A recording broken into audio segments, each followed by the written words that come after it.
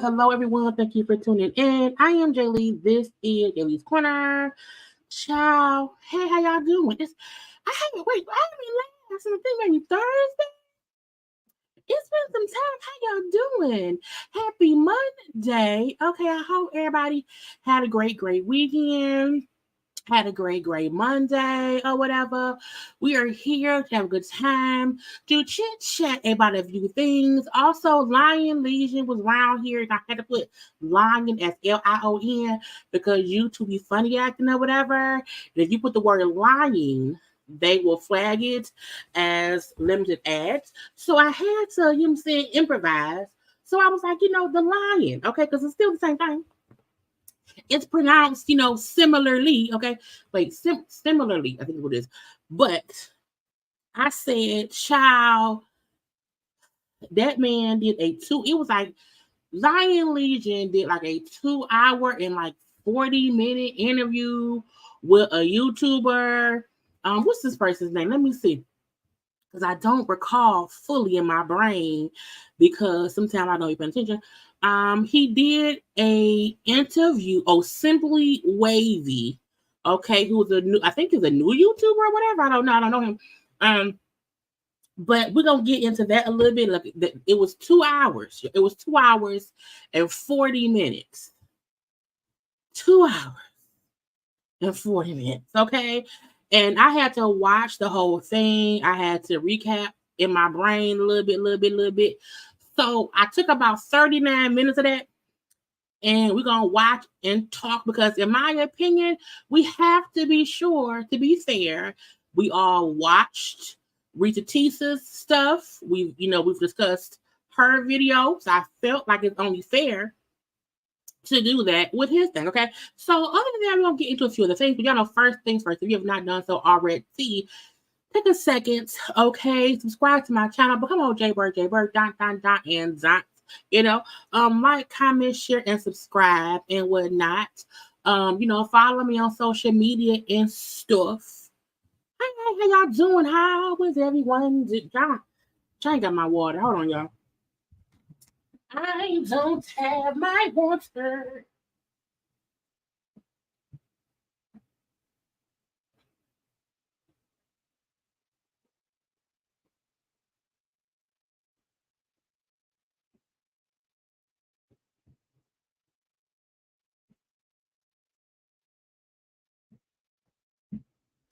Okay. I need my ice and my water. Okay. I'm back. Okay. Anyway, I need some more ice. Oh, wait, I'll wait and get a little bit more ice later on. This little bit will do. Child, watching his interview, and it wasn't live. It was a 2 hour and 40 minute conversation. Crazy talk a little bit, but I mean, I have thoughts. So as we listen to the parts, I like the first 40 or so minutes. We will discuss. I just could not get myself happy enough to want to review the full thing. I mean, I want y'all to go over to the man channel and watch it if you see fit. But because I watched the whole thing, I have a base knowledge of what happened. Okay. But there are also a few things that's happening in social media that we will discuss. Okay. So hello to everyone. The weather's very nice here. It was nice this weekend. That's why I was on chill. So I'm back. But yeah, the weather is beautiful here in Michigan right now. It's technically like our spring time weather. I still feel like we're gonna get one more bout of snow. Like we'll get like one more snowstorm, that'll be it. But you know what I'm saying? We do that every year. It always hits in March. Okay. But hello to y'all. Okay, hello to y'all. And thank y'all for being here. You can be anywhere in the world, but you're here with me. Please make sure to like the video, please, and thank you. Okay. And let's get to it. Now, I save stuff, y'all, but when I tell y'all I was not paying much attention to what I was saving, I was not putting it in any order. I'm pretty sure I saved some things more than one time. But y'all know how it go. We just kind of run through it, let it be what it is, and then move on from there. But the majority of the things we will discuss is what's in the thumbnail, because I feel like that is, what is on the minds and the brains of the people around here. Let me see if I can find the first thing I want to get into, because again, it's a whole bunch of things around here that I want to be sure that we are able to talk about. But hello, all the people who are here. I think I said already. Thank you to the live watchers and also those who will watch the read of the play. Okay, now I am a movie fan. Okay, I am happy. I seen Will Smith say today that Bad Boys 4 has wrapped. It will be coming to us on June 7th. Now I was like, of this year? No, Jaylee, of next year. So June 7th, 2025. Okay, we'll be getting Bad Boys 4. Look, I am still a Will Smith fan. I am still a Martin Lawrence fan. I love them both. I love them both as the characters from, Bad Boys. I have always loved the franchise. I wish, to me, Bad Boys, the franchise, should have been as big to me as the Fast and the Furious, because to me, I just felt like it was such a great story. It was such a great just franchise, and for us to only be on part 4, I hope and feel it will go further than that. I cannot wait to see it out. Child, look, some people don't get how amazing the first one was, how funny the second one was. I love the third one and the twist and turns it took. I also like the fact that the third one opened up the movie to really be a franchise. It can go on now, a couple more movies. Now, Martin and Will getting kind of old. A little bit, not old in real life, but I mean, like, man, not want to ever. So, but it's still a way to where, because they brought in new people, it can keep going. So I can't wait. I can't wait. So again, June 7th, Bad Boys 4 in 2025. Okay. Also, Kenya Moore. Okay, Kenya Moore hair spa is open. Okay, she just being, I'm Kenya Moore. Of course, I had this. I want y'all to see this. Okay, now we know at the end of last season of Housewives of Atlanta, we never got to see her open up her spa. Okay, the hair spa down in Atlanta. Brooklyn is so adorably cute. Okay, Kenya has her hair spa, has her products, has her daughter around there. Okay, she's doing big things. They said they think Kenya, had been Ozempic in it. I don't think Kenya's on Ozempic. I feel like Kenya just looks great. You know what I'm saying? She dropped that man, okay, around here, and she got out of that and stuff or whatever. She's happier. I hope she's on the next season of Housewives. I hope we can see her in this spa. The fact that folks like, oh no, she never really had no spa. It was fake. And she said, bitch, I am around here doing construction. Okay. Adding a second floor. So it is officially open now. Okay. Brooklyn is helping passing out tea. Okay. And it's cute. So if you're in Atlanta, go ahead over to Kenya Moore Hair Spa. Okay, see what you can do, get into, and whatever. Get you some Kenya Moore hair. I am not a Kenya Moore hair product girl. Y'all know me. I use Pattern Beauty from Tracy Ellis Ross, and I am not someone who likes to switch brands. Once I found something that works for my hair, I don't change it because I don't want my hair going crazy. I don't know anybody who uses King's products, but I know people use them because I've seen people post on. I just don't know the people. Okay. But congrats to Kenya. Okay. Look, it is hard to do things and have businesses and open up stuff, whatever. So congrats to Kenya. Okay. Also, do y'all remember Joshua Jackson? Okay. He was married to Jodie Turner. They got divorced, and now he's dating Lupita. Lupita was with the other man who she said was around here, just wasn't the man for her. Okay, that she felt a little bit deceived or whatever, and had to heal herself because he was on some bullshit stuff. And the fact that Joshua is not with Lupita, who no tea, no shade, favors his wife. And look, sometimes people say, oh, they don't look like, just because they both is the same skin tone. Man, look, Lupita and Jodie Smith Turner do look alike. They do literally look alike. So he clearly has a type. I'm not gonna say it's like a fetish, okay? But he tends, as far as we know, at least the last two he dated, he liked him some chocolate, women, beautiful women, they look the same. I was like, you left your wife? Well, no. You and your wife separated and are divorcing, and then the second person you was with, look just like her. Now the get your God is Lupita's ex don't look nothing like Joshua at all. So I mean, because I feel like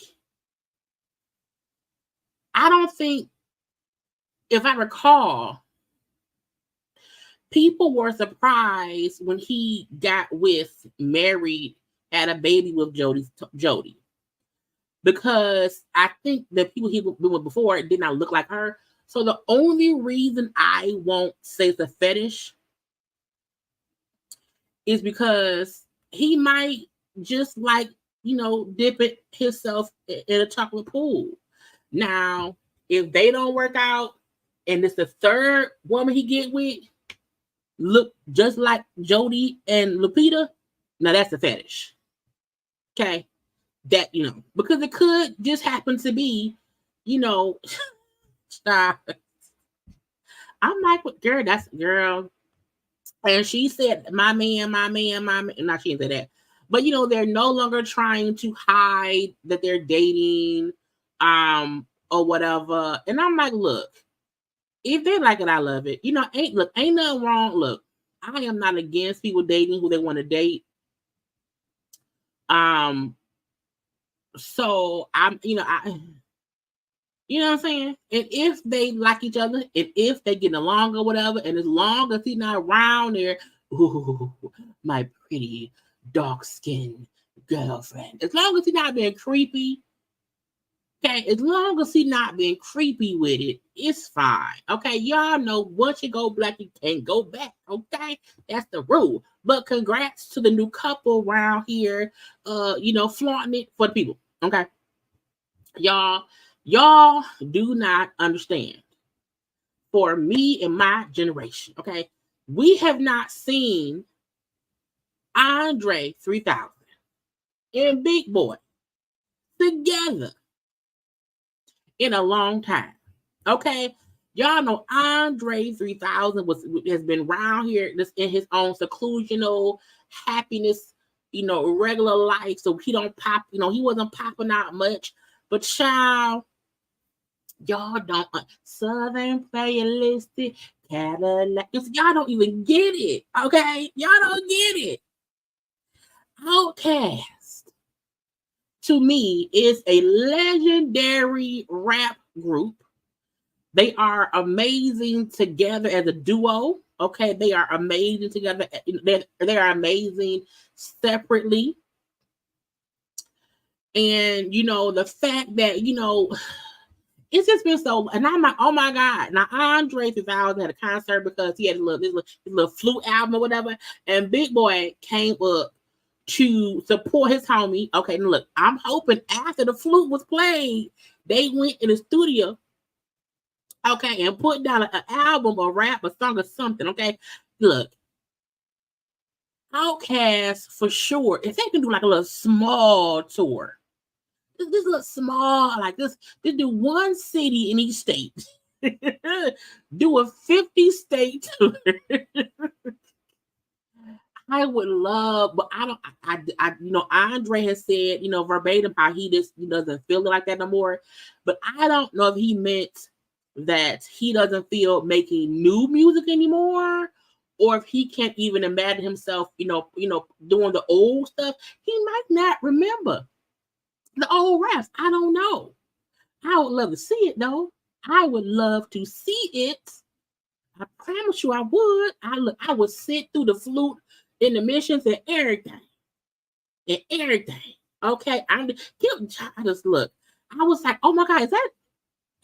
Oh my God. I'm like, that is Andre. Y'all, we're exciting. And I had to share with y'all.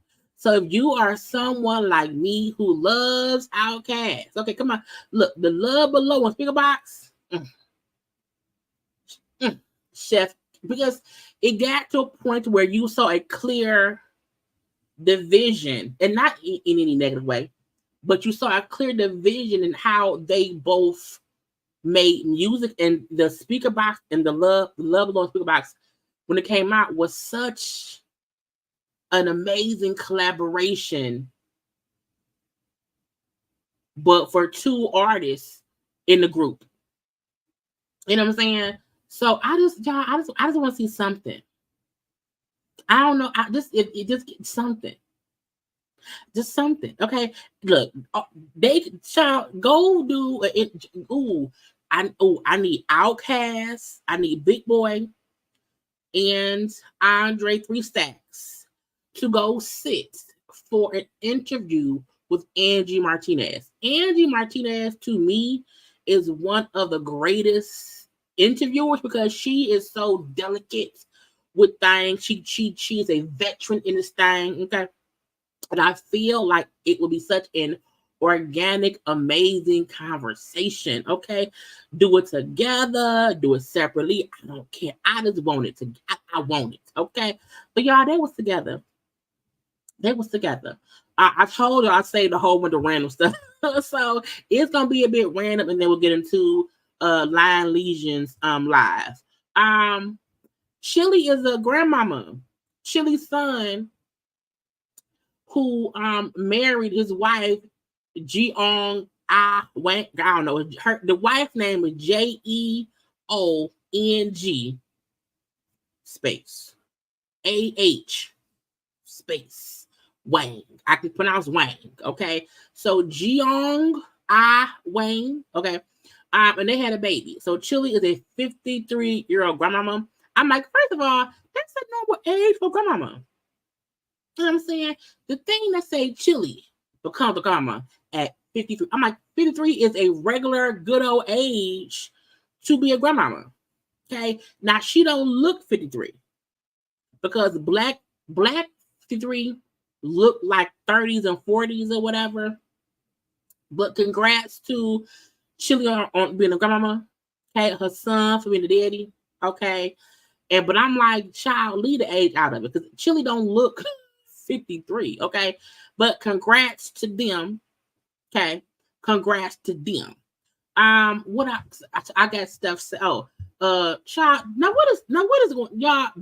Bobby Valentino. Y'all know they on tour. Okay, for what I don't know. I said, first of all, Bobby, why are you not wearing no drawers? That was the first thing that caught my eye. I said, he ain't got no drawers on. Because the pants are so low, where the drawers at? Is you wearing panties? I was confused. Then I kept on saying, why is the front of his pants so, like, it looked like the front of his pants is packed with something, not a penis.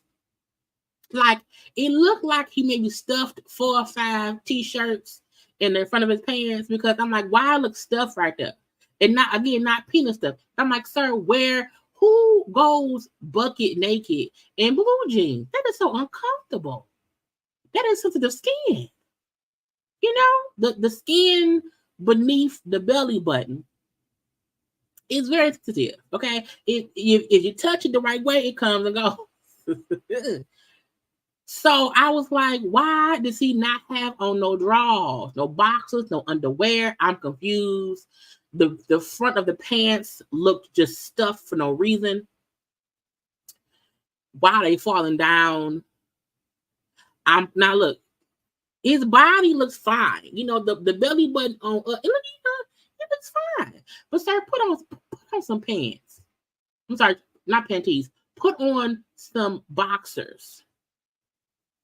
Okay, put on some boxers, some drawers, some hoop shorts. But nobody should be around here ass out in blue jeans. Okay, I don't even if you just had some relations, okay, and you have to rush to leave, you put your drawers on. Okay, nobody, and I mean nobody, should be around here with they tickly bits down there. Yes, tickly bits. The tickly bits touching the blue jeans stuff. I was like, and I like him. I love his music for sure. But I don't support men out here on stage singing, slow down. I just want to get to know you, but ain't got no drawers on. Sir, put some drawers on. And if by chance, because you on tour, you was around here getting some cutty, okay, and you just had to rush on stage, you didn't put your drawers on? That means you dirty down there?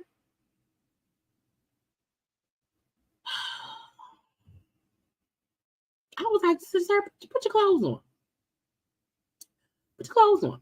A lot of y'all don't like BDG. I don't know why. Seeing him recently, well, I don't watch Jason Lee, but I saw clips of a Jason Lee interview he did with EDG. And just hearing he's a nice kid. You know what I'm saying? I see clips of him on social media. He seems, because I'm 42, so he's a sweet kid. You know what I'm saying? Does he have his trolling moments? Yes. However, as he said, social media is my currency. So he does things for clicks and views. However, who he is seems to be a nice person. He loves Hallie. He seems to be a great father. It's so funny watching him and his son and him be like how he sits and talks. He sit and talk to the son. It's so cute. And so many people don't like him just based on the fact that they felt like he's beneath Halle, and he really isn't. He really isn't. This child, a journalist, Elijah Schaefer, made the decision. I don't know why. I don't know why anybody make the decisions to try to come for people for no reason and don't realize they have folk who love them. Okay, and DDG loves Halle. So whoever Elijah Schaefer is said, when exactly did Hollywood become flooded with ugly people? He then posted the new Little Mermaid actress, and he posted a picture of E.T. I said, bitch, you called our Halle Bailey E.T. bitch? I said, you some of my bitch. You some of my bitch. You know what I'm saying? And DDG, who some of y'all don't like, said, I got this. I got this. And child, this fool said, he said, I'm smoking on your damn ass mama. Okay? That dumb bitch should have got a better doctor. She must have died from surgery. The fool then posted himself smoking and put the man's mama face on the tip of the. I said, bitch. Because who you playing with? Because y'all know Halle don't really, respond to folk that often. She's a very nice, sweet girl. And don't get me wrong, I also know that she can go off if she need to. You know what I'm saying? But she don't be bothering nobody, okay? First of all, she's a beautiful woman. So for this person, okay, to say that she looked like E.T., I said yes. You want to talk about my wife, my girlfriend, my baby mama? You want to come for my girl? I'm smoking on your dead ass mama. The dumb bitch should have gotten a better doctor. Smoking. Dead bitch. And I feel like people thought, oh, he's bad for her. He doesn't support her. No. And he show y'all, I don't play. When it comes to my girl, okay, I am around here to bring up a dead mama. Now, y'all know I always say, look, leave dead people alone. The dead people ain't got nothing to do with what's going on. But if you come around here for my girl and I'm not even talking, like, that's such an out the blue thing to say. So I'm gonna smoke on your damn mama. And then laugh at my ass off and tagged him. So I want you to know I'm talking about you. Now, I mean, may his mama rest in peace. But your son up here started fights that you can't finish him because you dead. So for those of y'all who don't like DDG, just know he down for Halle all day. Now, speaking of, Jonathan and Making Good is round here, red carpeting it. Okay. He's still dressing like it's times of slavery, you know. He's the child. They don't look like they're from the same century.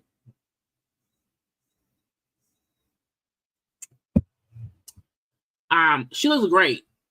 She does. She looks great. Now, this is the thing. She looks happy. You know. She looks happy. While I still feel like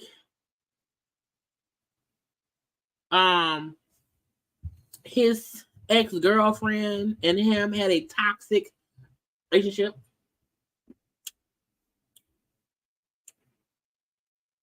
I also feel like hopefully good as grapes. Hopefully he is in therapy Hopefully, he's getting some counseling. Hopefully, he is managing his anger better than he used to in the past. Hopefully, they, have a happy life. I don't wish for people to break up or to be unhappy or to be in like bad stuff. But child, if Coretta and Martin is around here, living a good life, what am I gonna do? Now, they was talking a little bit too to Extra. Doing okay? In love. Yeah, that was my answer. Yeah. We're doing great. We're doing God's good. good. Thanks for asking. Yeah. Thank you. Well, it's important. It is important to celebrate just Black entertainers, people who are bringing their unique view, their unique way of sharing and storytelling. And we're here tonight celebrating Dion, and so we're really excited about that. And he's been a mentor and a big brother to us. So, yeah. What about you? I would say ditto, and then I'll add just the fellowship. Letting everybody know that we are here. We make beautiful art, and the contribution that's made to the film, landscape, is grown by the contributions of many of the people in this room. Amen. So we're happy to be here, and we're here to look after and support our brother Dion Taylor. So yeah. Cha.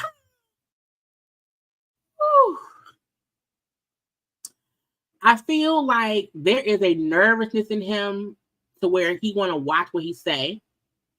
I feel like they are under a microscope right now, and neither one of them wants to say the wrong thing, to give us the wrong impression. It's almost unfair, the amount of scrutiny that they are under because of his actions.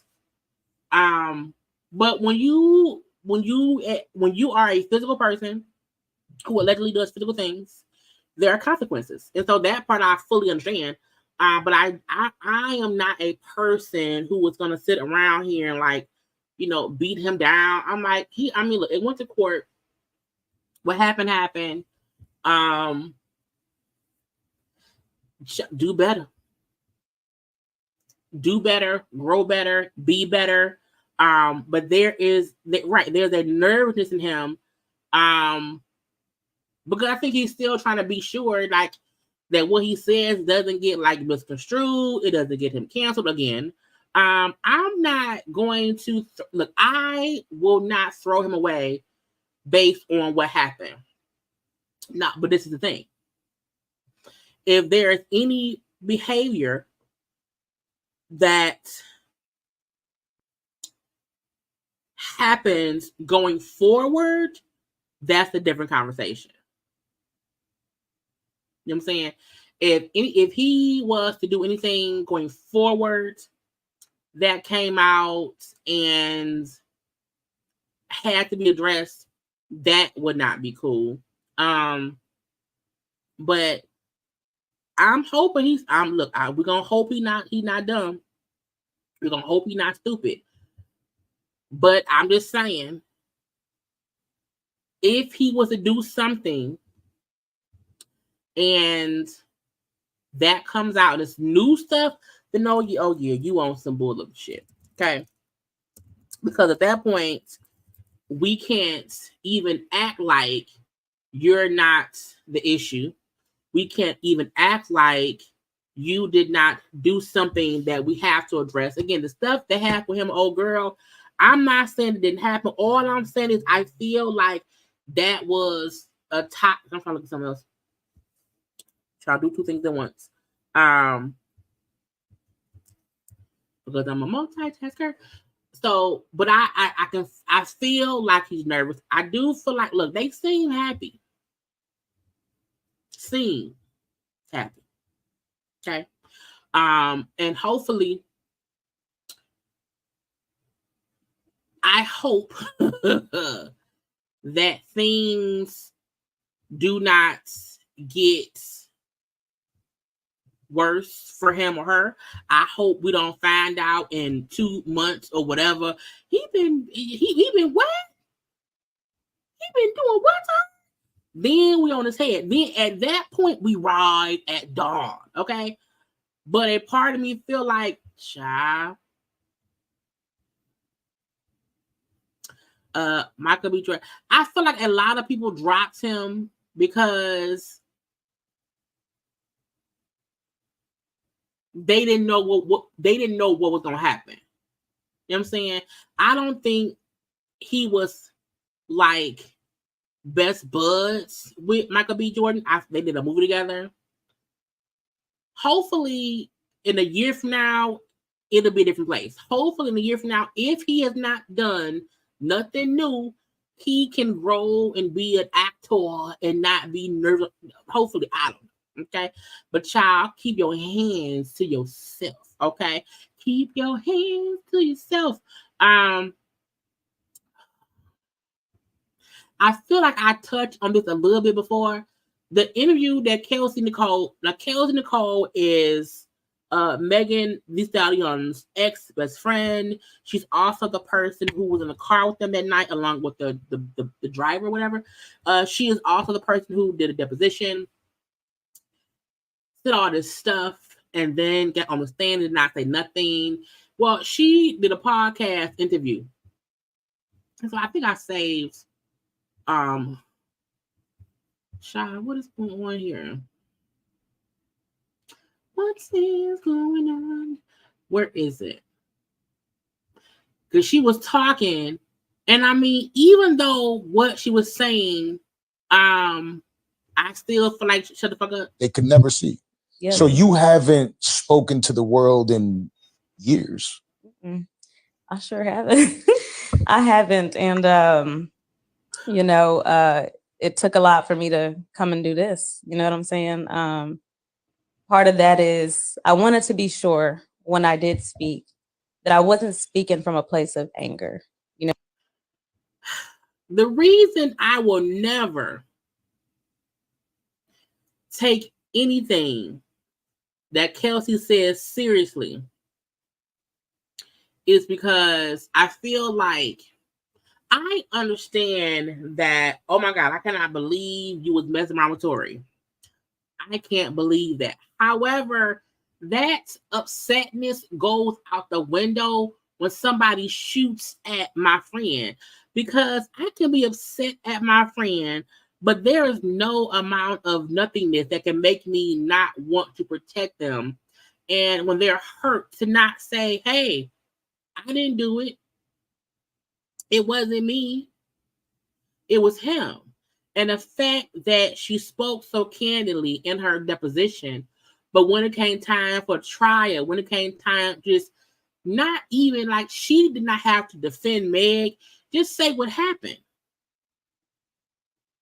There are ways to not speak in a supportive way of people you used to be friends of, but you also don't speak down on them. And when something serious happens and they get hurt and you were a witness to it, you just say what happened and then that's it. A part of me is like, she chose to purposefully get up on the stand and not say nothing. And so to not say nothing and to now come around here on the podcast of people and try to say, I want to give my story because I did not want to speak from a place of anger. I didn't want to do that because, girl, miss me with the bull stuff, because to me, there was nothing to be angry about on the stand. Because on the stand, it wasn't about fucking Tori. On the stand, it was about you were in the car. Who did you see? Pow, pow, pow. Pew, pew, pew. Who did you see? If it wasn't you, and it wasn't the driver, and it was Tori, say that, because saying that has nothing to do with getting Meg off the nothing to do with nothing else besides you saw who did it. And the fact that she made a choice to elude the truth from being, out on the stand, you're a piece of shit. And that has nothing. But Meg was child. Tory was round here being community peen.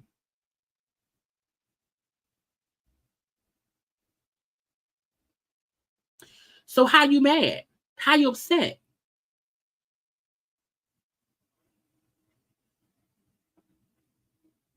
What you mad for? So I could never like listen to her and be like, oh, she just wanted to be honest. You know, she was a little bit upset then. No. Because if you are that upset, and the fact that she was saying how, I don't know why, because in one part of the clip I saw somewhere, let me see if I can find the clip. In one part of the clip, she was saying how she doesn't know why her and Meg fell out, because it was never about Meg getting with Tory. That wasn't the reason they fell out. And I don't know the reason we fell out. I don't know why we're not friends anymore. I don't know why. Girl, if that's the case, then that means it's because when stuff started happening, you chose Tory's money. That's why. If I feel like after somebody piles at me, you're picking their side, you're being real quiet, you want me to defend you for what, bitch? If you didn't shoot me, say that. If you did not shoot me, say that. Because Tory was the one who implied that you did it. It was Tory. That's who implied that you did it. But you want to come on here and talk about it. And also, let's also make it clear. No one wants to talk to you about you. No one can. No one. When she said at one point, I'm the one that kind of helped Meg get popular because I was the one who was like pushing her to put stuff on social. I posted her video. Well, so, bitch, so did you rap for her? Did you teach her how to rap? Or did you realize you're good rap? I recorded and put it out. You did not make somebody doing that. Because even if there are so many people who can rap, whose stuff gets put on social media and it gets a little bit of buzz and then they go nowhere. Meg had to put in the work. So I feel like we need to, and this is not me saying, she doesn't matter in life. This is not me saying she's a nobody. This is me saying no one cares what you're talking about because all you talk about is Meg. That's all. That's on you. We don't care. Child, why is Chris Brown owing people a whole bunch of money? LA court has hit Chris Brown with a $1.7 million judgment after the singer and dancer allegedly failed to pay an outstanding Popeyes restaurant. I said, Popeyes give loans? City National Bank, a Georgia-based company, filed a lawsuit in California because that's where Chris Brown lives. The lawsuit claimed the loan was given to a collective of people who plan to buy the Popeyes restaurants, including Chris Brown and Mr. Producer of the Dream. Not Chris Brown and the Dream. We're gonna buy a Popeyes franchise. Since 2018, the bank has reportedly been trying to collect on the loan, but has yet to succeed. According to the lawsuit, the money owed is more than $2 million in unpaid principal and interest. Because Brown failed to respond to the default to judgment filed in court in 2023, August 2023, the bank said, I want my money. I want my $1,314,367.40 against him. I want it. And there was awarded, because of interest, $1.7 million. I mean, should he have it? Now, he has 30 days to respond to the case or it will be final. He ain't got that money. Now, I'm like, if him and the Dream was both supposed to buy it, why Dream ain't named in the lawsuit? Did Dream pay his portion? Yeah, and they say he also fighting that $71 million dog in the shop. Is Chris Brown broke? Maybe Chris Brown is broke. Because first of all, I mean, a Popeyes franchise should. I mean, what if somebody said, "Hey, y'all want some chicken?" You know, Chris Brown opened up a Popeyes around there on the streets. Did he? Yes, girl. Come get some, Chris Brown Popeyes. I don't know if I want some Chris Brown Popeyes. Anyway, go get it together. Child, Tammy Roman said, folks out here charging too much money for braids. Tammy posted this, and I was confused at first. I was saying, $350 for what? She said, I got my natural hair braided in straight backs to go into my wigs. They are small and look nice, about 20 in total. When she was done, I said, how much it cost? And she said $350. I said $350. Now, here in Detroit, in the Michigans, okay, when I shall get my hair braided this weekend. When I get my knotless braids, they cost $250. And it takes them like 3 hours. I can't believe somebody, no, they cost $250. I can't believe somebody. Now, first of all, they for sure upcharge her because she's Tammy Roman. To me, some straight back braids of someone's real hair really should not cost more than like $100, maybe $150. And it depends on how much hair the person has. I just feel like $350 for some $350 to braid my real hair down just so I can wear my wigs is insane. She didn't get hair, like she didn't get no extensions in there, just her own hair braided to the back, some straight backs, $350. Now, first of all, I feel like never go to someone and get your hair done and not ask them up front, how much do you charge? Now, tell me, like, you know what I'm saying? She got some money, so maybe her, it ain't going to be much. But me, I'm saying, how much is it?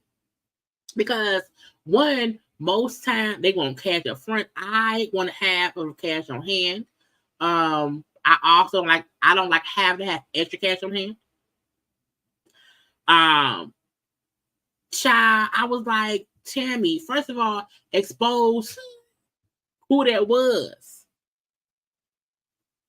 Because, ma'am, $350 for some regular ass braids to the back that could not have taken more than at the most maybe an hour.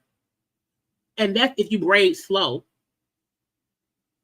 Because it's just slick backs. The parts are easy because it's under a wig.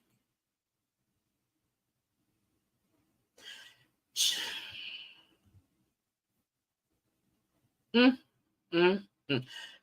out they scamming. They scam because I think people know once somebody pays something, like, oh, they'll keep paying because it is what it is. Not me. If I come to you one good time and you want some bullshit, I'm done. Like this person right here, okay?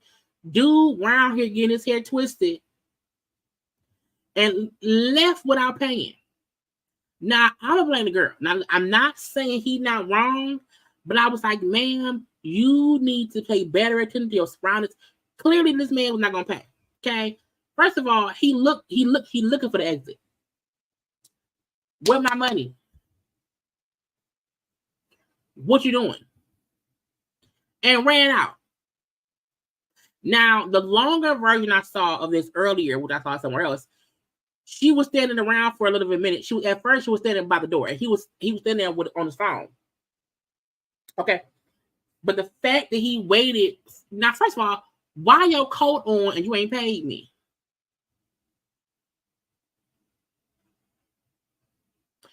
Ma'am, pay attention to schemers and scammers, because the minute he put his coat on, close the door. Maybe not. No, don't close the door. Stand by the door. Hey, payment, please.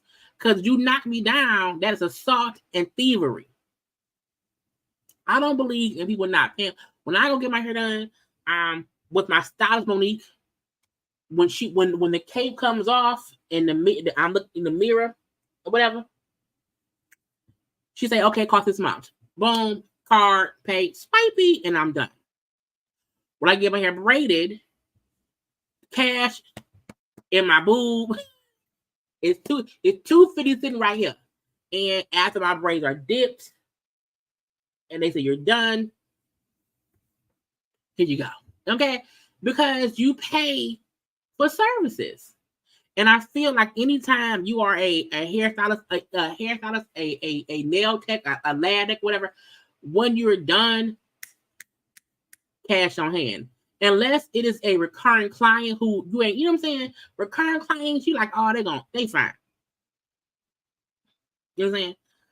New clients, no. Right before you're done, payment, please. Right now. Once he had a coat on and he hadn't paid her, and I say, bitch, people wrong out here scheming and scamming for no damn reasons. Okay, if you can't afford it, don't get it done. That's how I feel. If you don't have the money, then don't get it done. Carisha out here with another business venture, because y'all know every 3 to 6 months she do something new. Okay. A part of me feel like the Diddy train has stopped, because I feel like she knows she can't really associate with him like that, whatever, because right now, child issues, you know what I'm saying? Messiness. Carisha now has Carisha's Closet. Okay. She has launched a resale shop that will resell some of her her luxury goods, her clothes. So she's worn. I feel like, well, first the thing already has 10,000, 500 people, and it's let's see, let me see Miami's.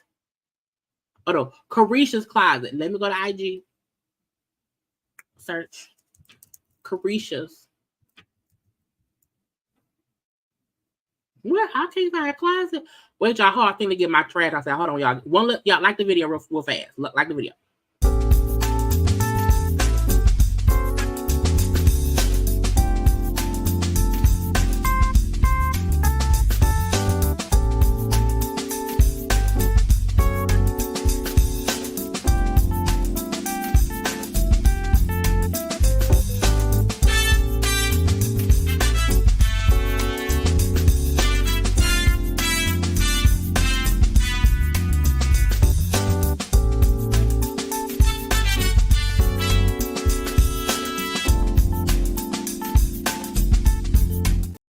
Let's get my trash. Where's Carisha's Closet? Let me see. Young Miami. I want to find a page. Here we go. Share. Y'all want some of her stuff?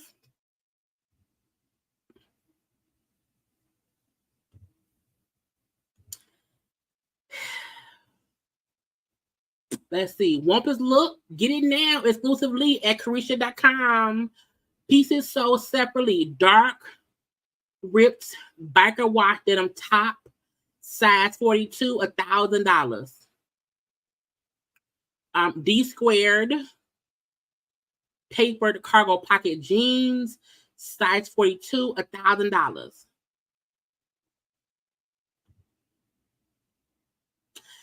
I mean,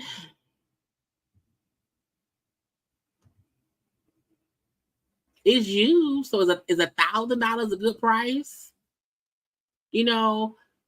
Size 38 denim jeans, $850. Y'all want them? It's $850. It don't say if y'all want to go get it. Okay, she's around here. She's selling things. Look, if you need it, she got it. You know, it's the same people who probably did Sheree website. Let's see, a Casablanca heart monogram jacquard, knit skirt and top set, $800. Okay, a Casablanca shell crochet dress, $530. Classic Chanel top and leggings set, $4,000. A diesel beige denim a tank top, $150. Child. Gucci interlocking embellished chain bra, $3,000. Gucci interlocking and embellished leggings, $2,500. Gucci and Balenciaga puffer jacket, $3,000. And then that dress, match, is it match and match? I don't know. A crystal embezzled cow neck mini dress at $1,000. So she got us a few items up here. You know what I'm saying? If y'all want some Carisha Please outfits, if y'all want, you know, to wear the latest and use people's stuff that's expensive, I feel like this. I feel like when rich celebrities sell their stuff, I wonder if they realize the majority of your fans probably can afford that stuff. You know what I'm saying? So it's a smaller clientele of people who will be able to buy that stuff. But and this is no tea, no shade by T. Child.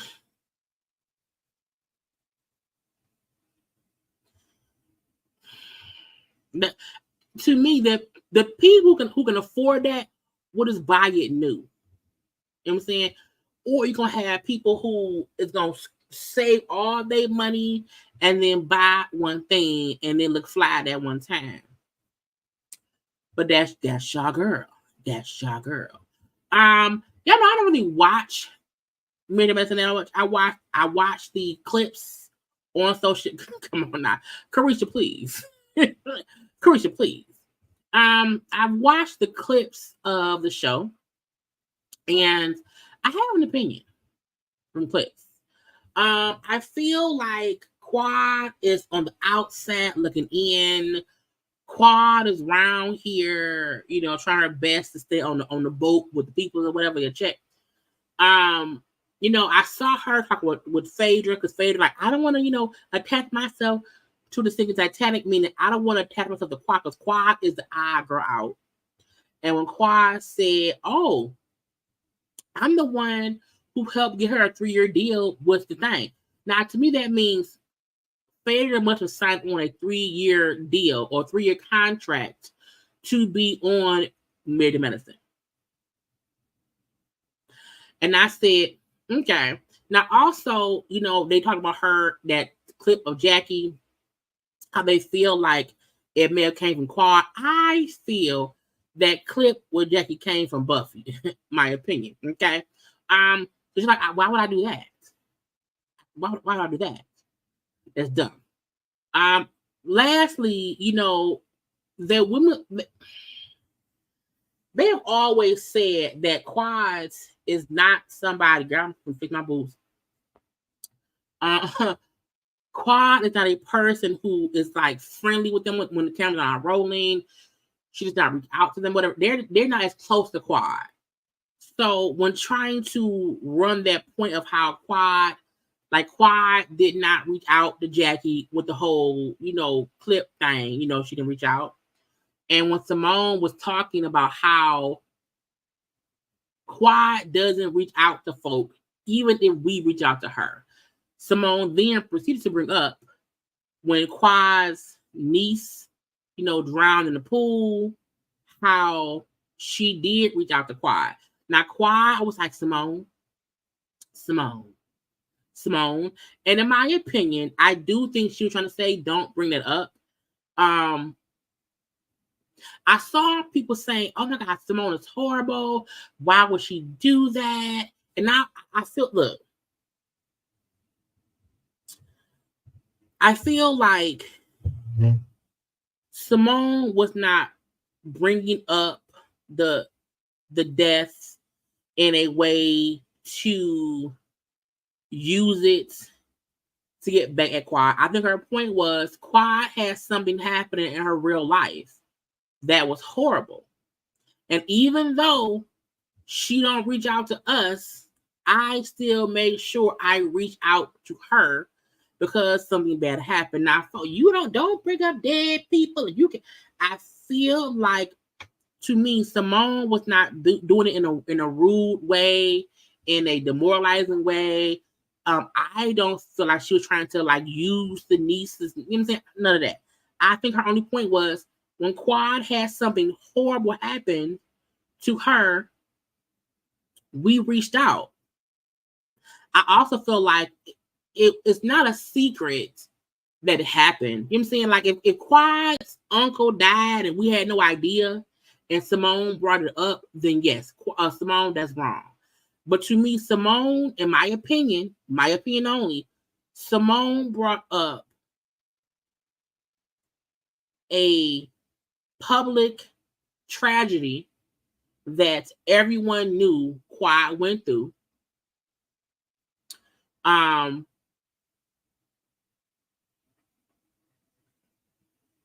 So I don't feel like it was done in a malicious way. You know what I'm saying? I felt like she could have said, you know, when her niece passed away, I made sure to reach out to her because it was horrible, blah, blah, blah. I feel like she could have said it in that way, but I still don't. I just saw folk making it seem like even mentioning the situation was this horrible thing. And call me naive, but I feel like if you are on a reality show that is supposed to be about your life, I just think about when Candy had to come on Housewives of Atlanta after AJ died, and they had to address it.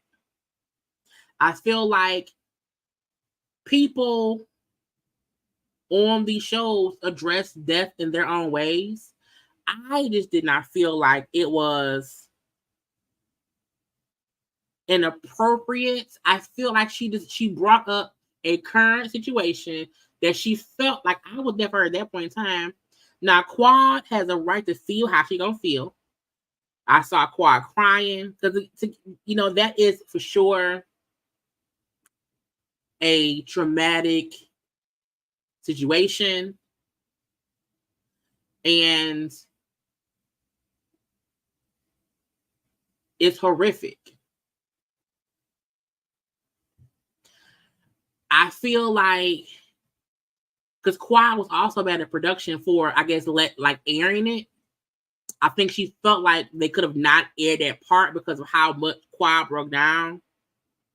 And I can agree with Quad on that. I also feel like I wonder if production's point is Quad doesn't give us enough of her actual life. And if this is one of the moments we see the real Quad, we see the human side of Quad, we see how hurt she is, maybe they felt like, why cut out a real moment? They cut out a whole bunch of stuff on the reunions because they can only play so much. I just did not feel like it was such a horrible, she should be fired. She should be canceled. I'm like, why should she be canceled? I'm like, y'all want to cancel Simone for bringing up something that we all knew happened? My thing be, do not bring up shit we don't know about.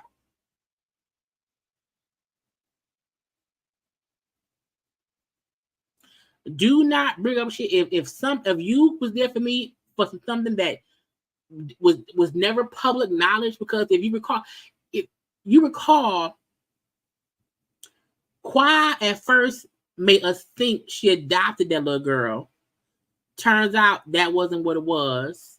it was different. And that same little girl that who we thought Quad adopted years ago was unfortunately the little girl that passed away. And that is horrible. I just don't feel like Quad making it seem like they really tried to comfort me. They tried to use my, where is it at? Just insensitive. I would never use anyone's family's hurt and pain as a source of entertainment. My family and I struggle on the daily. I am heartbroken and disgusted. I can't believe production let this fly. So her being upset that production even let it play out on the real aired it. You know what I'm saying? But for me, that's one reason why I stopped watching the show, because it got too fake. Once they brought on Phaedra, thing that we see happening in real life does not make it to the show. Phaedra being on there without Apollo, who was her baby. It's just, child, it is too much. And I know something, and I'm not saying Quad does not have a right to feel like, let me address that death that happened. But I feel like if the conversation turns to when we have hard moments, we have to still be there for each other. And to me, that was just an example of, we try to be there for her, but she don't try to be there for us. It was a real life situation. And to me, in my opinion, Quad likes to avoid real life situations to be on the show.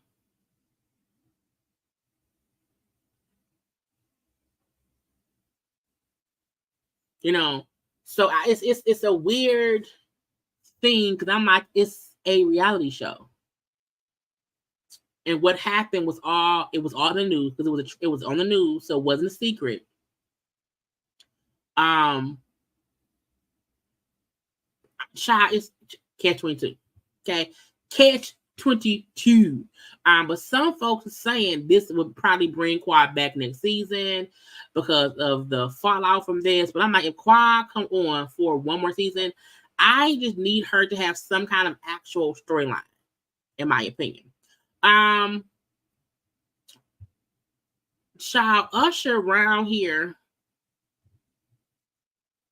with Russ.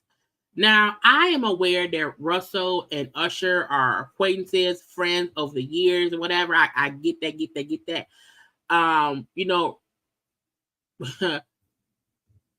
Russ posted this. Usher is on his honeymoon. We've seen him and his wife traveling to different places or whatever. They happen to be in Bali. Bali is where Russell Simmons escaped to. When Russell Simmons escaped the U.S., he has been in Bali this whole time. He said, when I was at my lowest point in my life, I woke up and this man was sitting by my bed.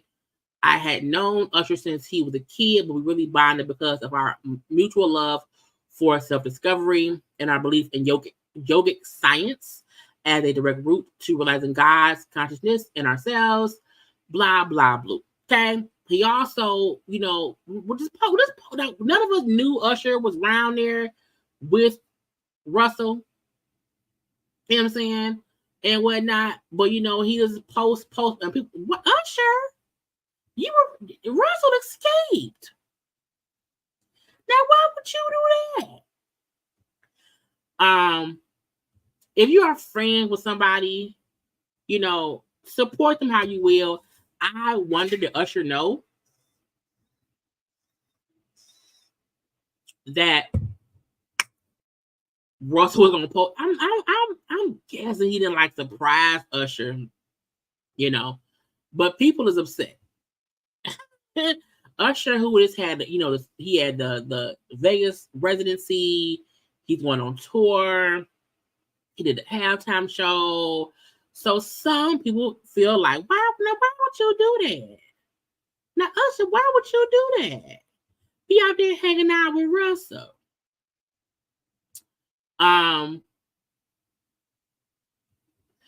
some people, I was this close to supporting Black people.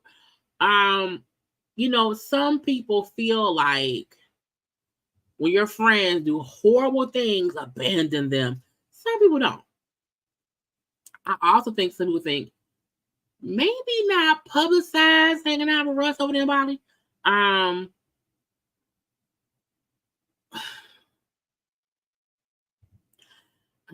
would say, bruh, don't post us together. Look, I am here to visit with you. I am here to, you know, lend a helping hand, you know, feel lonely. But however, how about you don't post no pictures of me around now. Don't do that. And Russ said, I'm gonna post them anyway. I'm posting anyway. And I said, sir, no, sir, don't do that. But he did. And I said, well, that's on you. So are y'all mad at Usher? I'm not mad at Usher.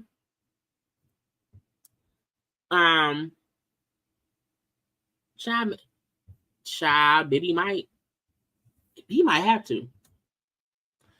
Child, with these lawsuits and the money gonna run out. The money is going to run out. And when it does, I'm like, well, I just think that's not the thing to do. But if I was Usher, I would say, yeah, bro, just don't post it. You know what I'm saying? I got kids, you know, I got no wife, little tour. Now, do I think this is gonna get Usher canceled? No. Not at all. Again, he's on his honeymoon. So, you know, he just traveling. And maybe he just happened to be in Bali. And if you're in Bali and you know Russell Simmons, I mean, I guess you can go visit. But I'll be like, we ain't gonna post about it. We can hang out, but we're not gonna post about it. Not today. No, ma'am, no, sir. What else? I gotta get to Legion.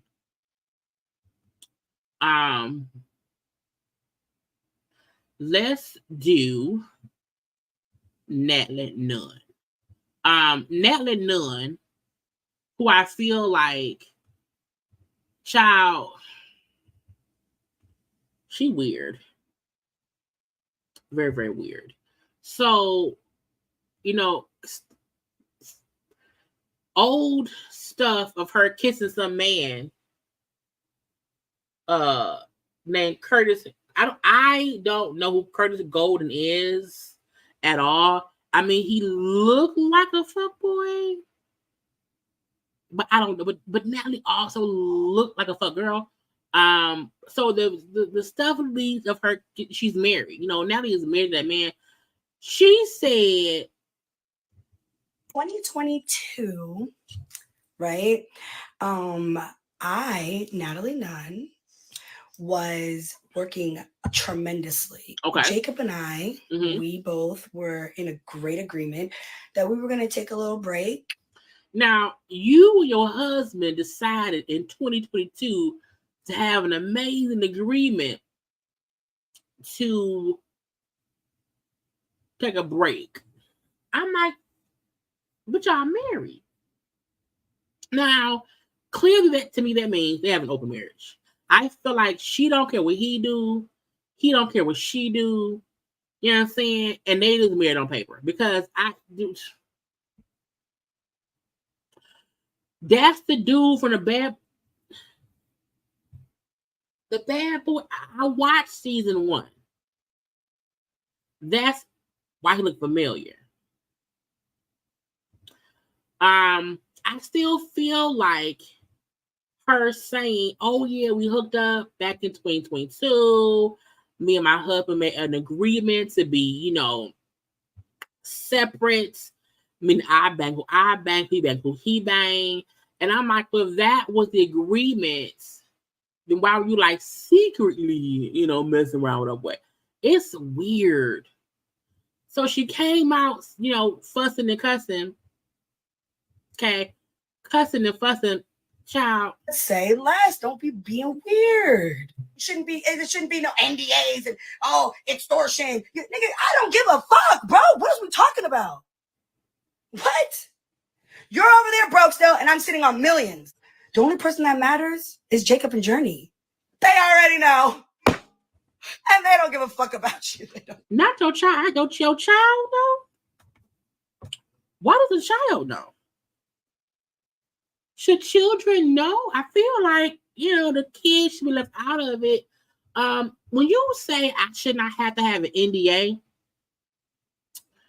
when I'm having a relationship outside of my marriage, and you're saying that he's broke and you have millions, that's the definition rule of when to have an NDA. When the other person has nothing to lose and everything's a gain, that's the key time to have a NDA. Now, I also feel like, is it this for clout? Is they all doing it for clout? Is it all in on the girl? Zeus could have been an amazing network and app.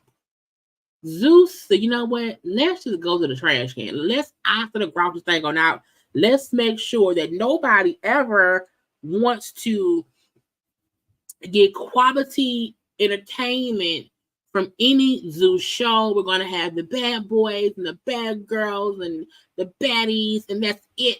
And I was like, well, where's the entertainment? I can't believe that on any given Sunday, I used to literally, I watched the Chance dating show. That's how I knew about Roly Poly Snacks Meal.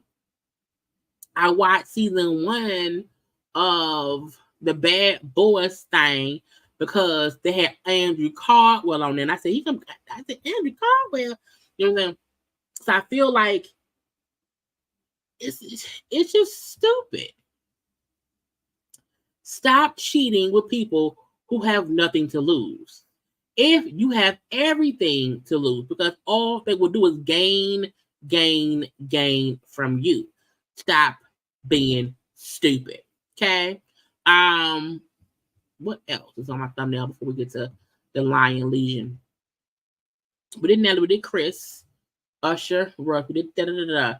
Let's get to this mother here. So even though I had a conversation this morning on my way to work about this man right here, quote unquote apologizing, but it wasn't really an apology. And I need folk to get the fact that Charlamagne and Just Hilarious are trolls. Charlamagne the God and Just Hilarious are trolling. They are using the Breakfast Club to troll people like it's funny, and it is not. When anybody is around here giving out apologies, you can't put a but in the apology. You can't then double down on the foolishness. You can't then want to backtrack on it. You can't then say, well, I didn't say that, but I didn't mean that, but. It's like, stop. Okay? And the fact that they're trying to change the narrative to make it seem like, oh, people are offended for no reason. He didn't call her fat. He didn't call her big back.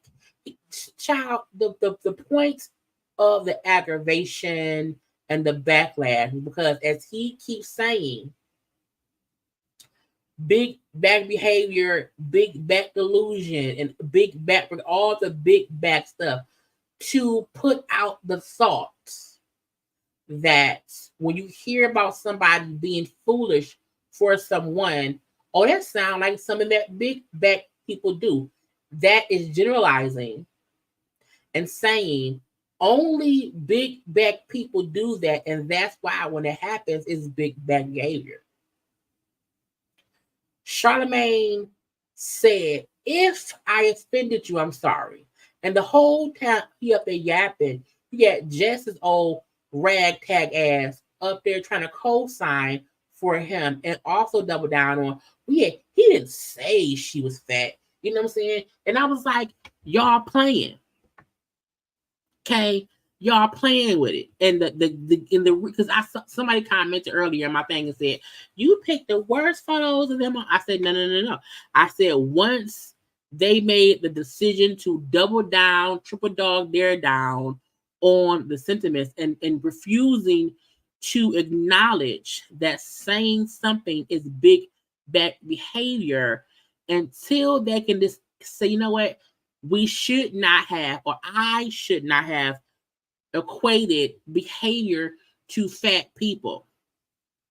They didn't want to do that. And I said, so I picked photos that match their spirit. It don't matter how Jess looks now. It don't matter how Charlamagne looks now. Okay, the same way fat, this is how they look on the inside. Okay, fat people look fat on the outside. Fine, we do. Okay, on the outside, we fat. On the inside, though, this is who they are. That's why I chose these photos.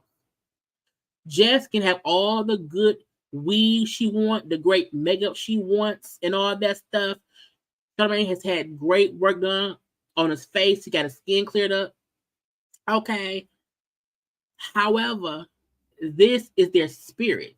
And it was folks commenting saying, oh my God, why can't anyone understand they're joking?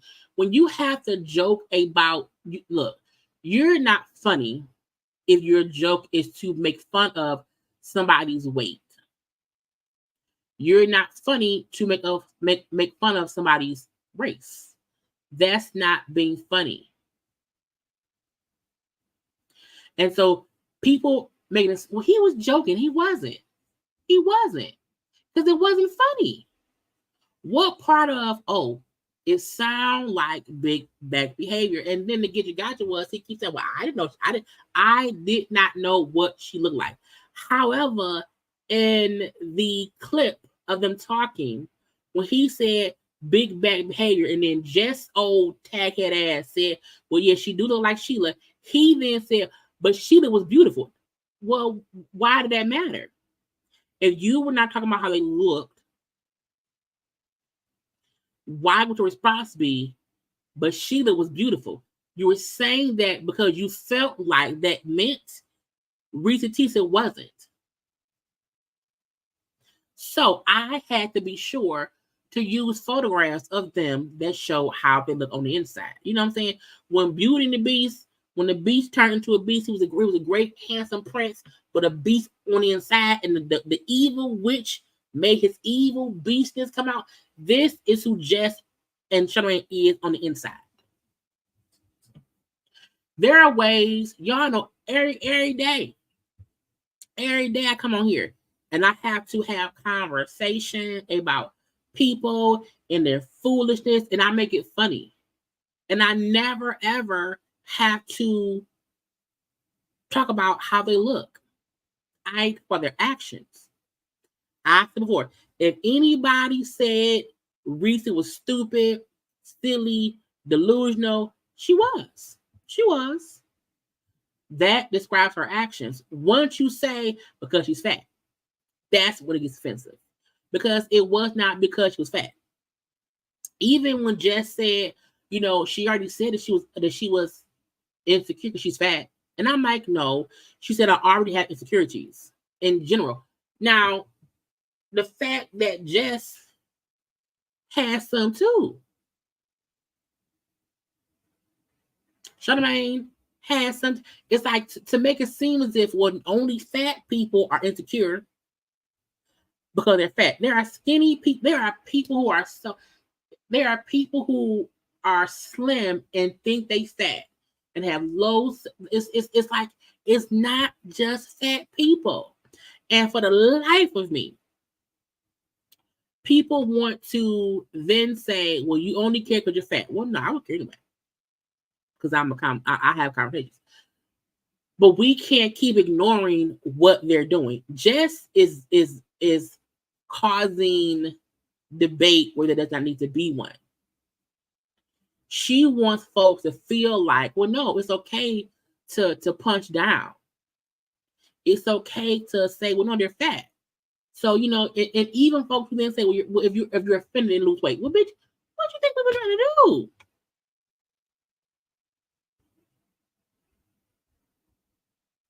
So, to me, the Breakfast Club, because Envy, Jess, and Charlamagne all doubled down on. Well, he wasn't talking about her weight. It wasn't about that. But she is big. And even the notion that when she put her story out there, many people put their story out there. And again, once you make fun of how they look, that's the issue. Because you're missing the point. Because there are many people who have stuff happen. Again, his wife ain't no big bad. She's pregnant by some man that we don't know. Envy, cheated on Gia. People go through things. We know that for a fact.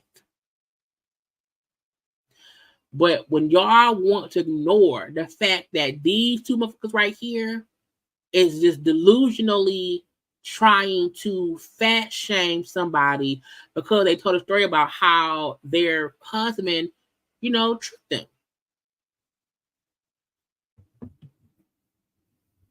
And then what? Because she's fat. Of course she believed him. She's fat. Of course she's sad because she's fat. That's what that was the point. And him again saying, all I said was, you know, it sounded like big back behavior. But sir, that means, child. So I hope this is the last we hear of this situation. I don't see myself child. They would have to have a guest on for me to listen. Okay, and a good guest, not just any guest, a good guest. You know, and because I don't listen, and I have seen comments of people because when they did the apology, which was bullshit, and it was posted on social media, the comment section flooded with people who was like, "Well, that's some bullshit. And why don't you do that?" So, in closing, for this, fuck them. Okay, fuck them. We don't care about them. They suck. Cardi came out with a song. Where is the thing at? Child, don't play the video. Nope. Cardi came out with a song. It's a freestyle that came on Friday called Like What. Now, the beat is from Missy's She's a Bitch from back in 99. First of all, the fact that Offset directed the video. Hey, her husband, okay, directed the video. The looks to me were amazing. Folks brought up how this coat was reminiscent of Little Kim back in the day. She also gave a few looks from Missy, where she had like the rhinestone on her eyebrows. I really loved the song. I feel like Cardi is in her bag. I feel like, you know, so many folk like Cardi's, it's been years. It's been 7 years since her debut album and blah, blah, blah.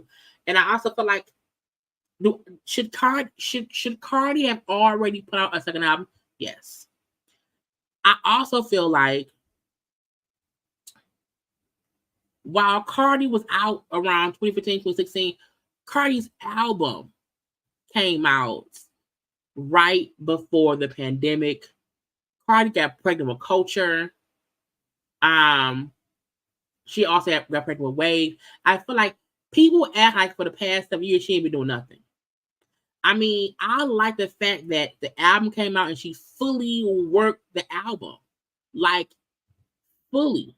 Shows, tour dates, and all that stuff. She fully worked her album. I also feel like she did get kind of scared. I do feel like she was a little bit worried. You know, some people have second albums that does not do well. But I'm like, we can't forget that the pandemic from 2020 to just 2023, it stopped a lot of stuff, in my opinion. I'm happy that she's gotten her confidence back. She sings focused. The song is amazing. The beat is amazing. She wrote the beat like it was butter. So I feel like, you know, when I saw, I think Joe Budden talking shit or whatever. Now, Joe Budden did say something. Joe Budden did say that the time of people being able to like plant people and make them artists is over. The female plant is over. That part I agree with. Meaning, take a random person, put them on, and then hope they make money. That's not working as much anymore. Okay? If Cardi puts out this album, I think it'll do great. I think she stopped worrying. I feel like she's taking the time to perfect her flow. I feel she sounds more clear than before. I think the time she took because y'all know in real life, in music, you have A&R teams who take time to hone the artist to be a great artist. Cardi popped so fast once her album came out. I'm happy she's had time to develop herself, to find her own niche, find her own sound. And because she said the album will come out this year, I'm happy for that. But let's not act like when she first came out, folks was not talking cash shit while she rapped. She took time to develop, where usually that happens behind closed doors. I think she has the right people behind her. Again, I think she's focusing now on the music, and that's the point. This song is amazing. You hear me? Amazing. And if more artists took their time, I even said so many times we have artists who come out or whatever, and then once the first album done, what's next?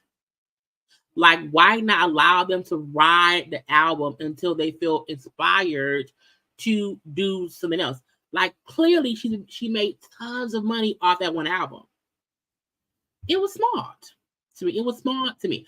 So I love the song. Y'all should go listen to it. Now y'all know Nicki's on tour. What's this one? Let's see. Nicki's on tour. The Pink Friday 2, I think it's called or whatever. Now, Nicki around here, child. I feel like Nicki sometimes does too much that's not needed.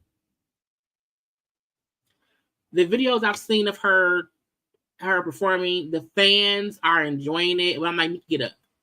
You're gonna hurt your knees, girl. Don't do it. Her outfits are cute but basic. You know what I'm saying? I feel like she wanted to keep it simple and whatever. It's a huge set though. The set looks huge. So that's cute. That's cute. She looks like she's having fun. That's what matters. The one critique I had was at some points folks were saying that you couldn't really hear her. Because she wasn't, rapping as much. She had sometimes the other stuff playing. But I feel like the first week or two of a tour, it's the kinks. It's the kinks you get out, okay? So I feel like in a week or two, it'll be a better flow. Maybe she'll, be on, rapping the whole time. But again, the crowd seems to be having a fun time. The stage looks great. It started on the first. She had like maybe 2 or 3 shows maybe right now. So it's cute. It's cute. She's giving looks,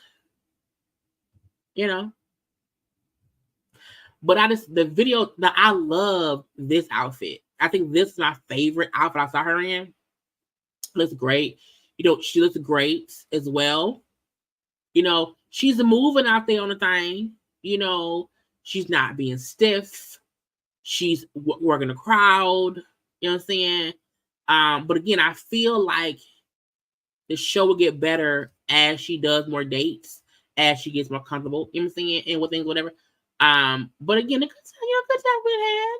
If the fans are having fun, even if it's with backing tracks, that's what matters. The fans are enjoying it. Okay. I am not a believer that rappers need to have tons of rappers are not. I feel rappers do not have that. All I have with Nicki, I thought I have more for Nicki. Let me look. I don't feel like rappers have to do this whole dancing, like you don't be the dancer, like move like have great stage presence, have great stage presence, but you don't have to dance. I don't want her to tire herself out trying to dance. No, mama just rap, bounce around, have a good time, and wrap it on out. Okay. But again, this is my favorite outfit. It is. It's great. Now, y'all know Monica's also on the tour too. Monica is not an opener. Monica comes out in the middle of the show. So there's like a 30-minute break where Monica comes out and performs. So it's cute that Monica is not an opening act for Nicki Minaj. She comes out mid concert and does her thing. And then, does that. They said the folk was around here enjoying her. I said, that's good. That's good. Okay. I'm not sure why she's on this, Halloween dark bride thing, but it's fine. Okay. But again, Nicki, so far is doing great. I just want her to have fun, focus on the music, and then she'll be great. You know what I'm saying? But we shall see. It's still early. Again, tours in the beginning is a little kinks here, a little kink there. Child, we'll see. Okay, we'll see. I want to get to Legion, okay, because that's the last round here. But first, I'll take one little second and like the video.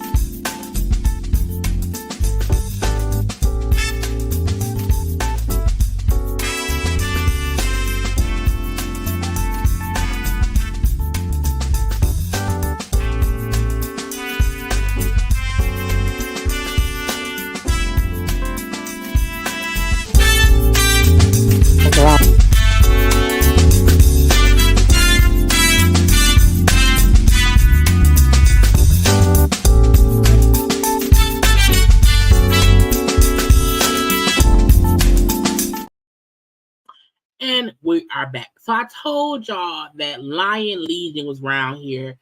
He did a whole interview with what's the guy's name? I'm gonna go back and look. I forgot that fast. Is it Savvy Wavy or Wavy Savvy? Simply Wavy. He did an interview with Simply Wavy. The video came out 2 days ago. It has 235,000 views. So again, did numbers for that person. And at first, I was like, I don't want to watch it. I don't care. But I said, I have to be fair. And if we had a conversation about, Risa Tisa's part, I have to also have a conversation about his part too. So, child, the interview was 2 hours, 39 minutes, and 51 seconds. And I said, hell no. So I fully listened to the whole thing. We will not hear the whole thing here. I have about 39 minutes, we may not even get to that. I will only be on for 2.5 hours. So once we get to the 2.5 hours marks, we're done. Okay, I'm tired. So Risa told her parts. Risa said how, they met through a dating site, but then also on social media, how they went on a date, how, it was love and affection, love, and we moved in together. Hearing his full interview, is Lion Legion a liar? Yes. Do I believe all of what he said? No.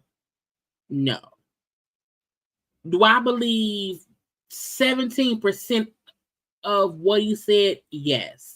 Because in some of the stuff he said, it did match what Tisa said. So he's for sure a Lion Legion, for sure. But I'm like, I can't be biased. I gotta be fair. I had to speed it up, y'all, because I don't feel like going through it. Okay. McCoy, y'all been saying Legion or what name that Teresa decided to give me, whatever. I'm only here, honestly, because I didn't see the stories until like part 20, and a good friend hit me up and was like, hey, it's your ex-wife, and she on here, she bashing you or whatnot. And I didn't know nothing about it. I literally still haven't watched a lot of it. I just paid attention to like the footnotes. Somebody like watched the whole thing and gave me like a microcosm of what she was saying. If somebody make a whole 50-part series about me, I'm watching all of it. I want to know when you lied on me. I'm watching it all. They knew it wasn't true, and then I honestly wasn't going to respond. Nobody said anything to me.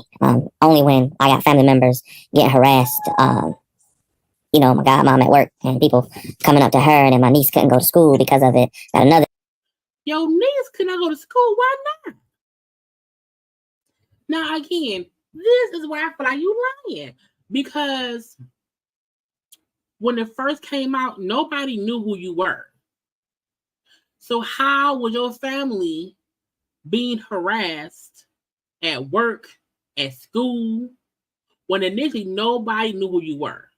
I'm just wondering. And why would they harass them? For what? The niece that had to move out of Atlanta, she came back home, her mom, because of all this. So for me, how would anyone have to move?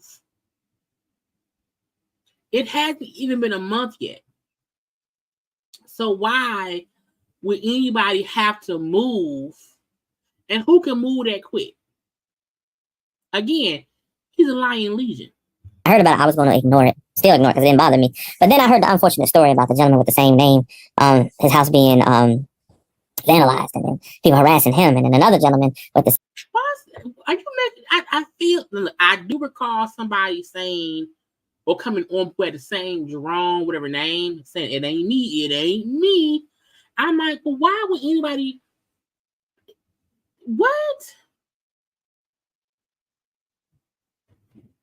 To me, the reason he came out and said something to me was because I feel like when Risa was just talking or whatever, and no one knew who he was, I think at that point he didn't care, because she never said his name. It was not until that one girl said, oh, it's him, when the other girl said, this is who she's talking about. I think that's what made him say, you know what, I have to say something now, because now as a face to it. I think had no one ever said who he was, I don't feel like he would have came out and said anything. Same name. I think that I'm not mistaken. I think somebody had wrote, like, they took a shot at him. So for that reason, I said, all right, let me come put a stop to some of this. Some of the people I went to school with, good friends of mine, been getting harassed. And what? Don't nobody even know what school you went to. Again, this is why I said he's still a Lion Legion.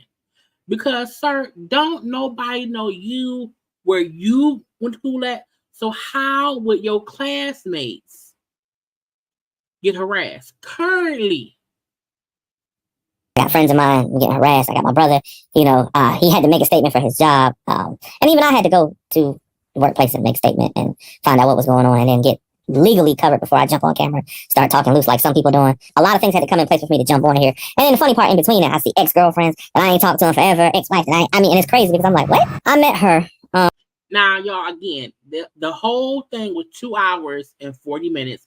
I cut this up to have some commentary. If you want to hear the whole thing, go on over there to Simply Wave, Simply Wavy's YouTube for the full 2 hour 40. I could not today, not ever. I was doing a work thing, and after work, everybody wanted to get together to eat. I mean, we had like one of the most stressful weeks at my job that we could possibly have. So we all was like Cheesecake Factory. You in Atlanta, you know anything about Atlanta? Everybody go to Cheesecake Factory. Me, it's my favorite restaurant. Don't eat there too much, you're gonna get fat. But I mean, it's a good place to eat. We all went there to eat. Honestly, I was there. She was there with two of her roommates. We met. She seemed honestly like a really nice girl. So you now saying y'all met at the Cheesecake Factory and she had two roommates? Nice lady, honestly, very funny, really smart. We exchanged numbers and we decided to meet back there a week later. The next week, I actually could not meet her back there because again, I had work. Then the week after that, she called me up. We was like Cheesecake Factory, cool. So I was on my way to meet her there. She called me on the phone, said that she had a problem with her tire. Asked her what was going on. She said she had a piece of metal in it or something. She put some air in it and was on the way and was going to meet me. Then she called me like 20 minutes later, said she couldn't do it. She couldn't meet me because of the tire and she needed help. She didn't have roadside assistance or anything like that. So I was like, all right, cool. And I was just going to go and be done with it. But something in me said, hey, don't leave a woman on the side of the road. Like my dad was real big on, you can help. So I was like, all right, cool. Tell me where you at. Send me your location. Oh, you want to be saving people. Okay. Oh, at first you wasn't going to do nothing. Oh, I don't want to leave a woman on the side of the road. Let me go help. She sent me location. Long story short, I went, helped her get her tire fixed. Went to a tire place, guy I know and love. He fixed the tire. Really didn't charge me much anything. I paid for the tire. And we ended up going to dinner after that. We talked, hit it off. And we ended up spending almost 24 hours together just talking. Really. Is Cheesecake Factory 24 hours? They don't close down a whole day? All night? Are you sure? Okay. She interests me because she is like highly intelligent. Teresa, not stupid by any means. Now, she's a bit, look, she's not a shy. So that's how I got started, honestly. After a couple of weeks of talking on the phone, dating, again, she grew on me as any relationship if you like somebody. She came to the studio apartment a couple times. I've been to her house a couple of times. Now, friends of mine I work with, we talked about her and they advised me, hey, this Atlanta, be careful because you're making this money, you're doing your thing. You don't want to end up just in a situation where you end up paying for stuff and doing stuff. I was raised where, man, you try to take care of your woman best you can do. I'm a car guy. I love cars. So for me, if she had a problem with her car, I help her. And over the coming weeks, she had a lot of problems with the Nissan Rogue she was driving. So I help out. I wasn't going to have her. I even drove her car to work a couple of days just to get some stuff fixed on it because I know guys work on cars and I know a lot. So just to get that situation in a better position. Then, the relationship grew. And then the pandemic hit. So the apartment is just... It's weird that he I know. First of all, I'm like, sir, where you sitting at? Is you in somebody's house? Is you hidden? It's a wooden door, a whole bunch of keys behind you. It's like, are you kidnapped? The apartment I lived in during the week doing work. I lived other side of Atlanta. So for me, going to the house, this was 5 minutes versus driving an hour and 10 minutes with traffic to my house. So you already had a house? Yeah. So that's the guy. That's Savvy What Girl. That's Simply Wavy. Okay. That wasn't mentioned in the story. I don't know if you know that, but yeah, I know. But yeah, she said that all you had was the studio apartment. So you had a house and a studio apartment. Yep, stayed at a studio apartment through the week because traffic in Atlanta is horrible and trying to get home and get back and wearing out. I'm wearing myself out in the afternoon getting off work. And I'm in the car for 2 hours. For a studio apartment, 15 minutes. She lived in Riverdale. I actually lived in Douglasville. Mm-hmm. But the job was in, what is that? Where was it? Like Duluth area. So like Duluth or Duluth. So even him now saying, well, no, she had her house, her apartment.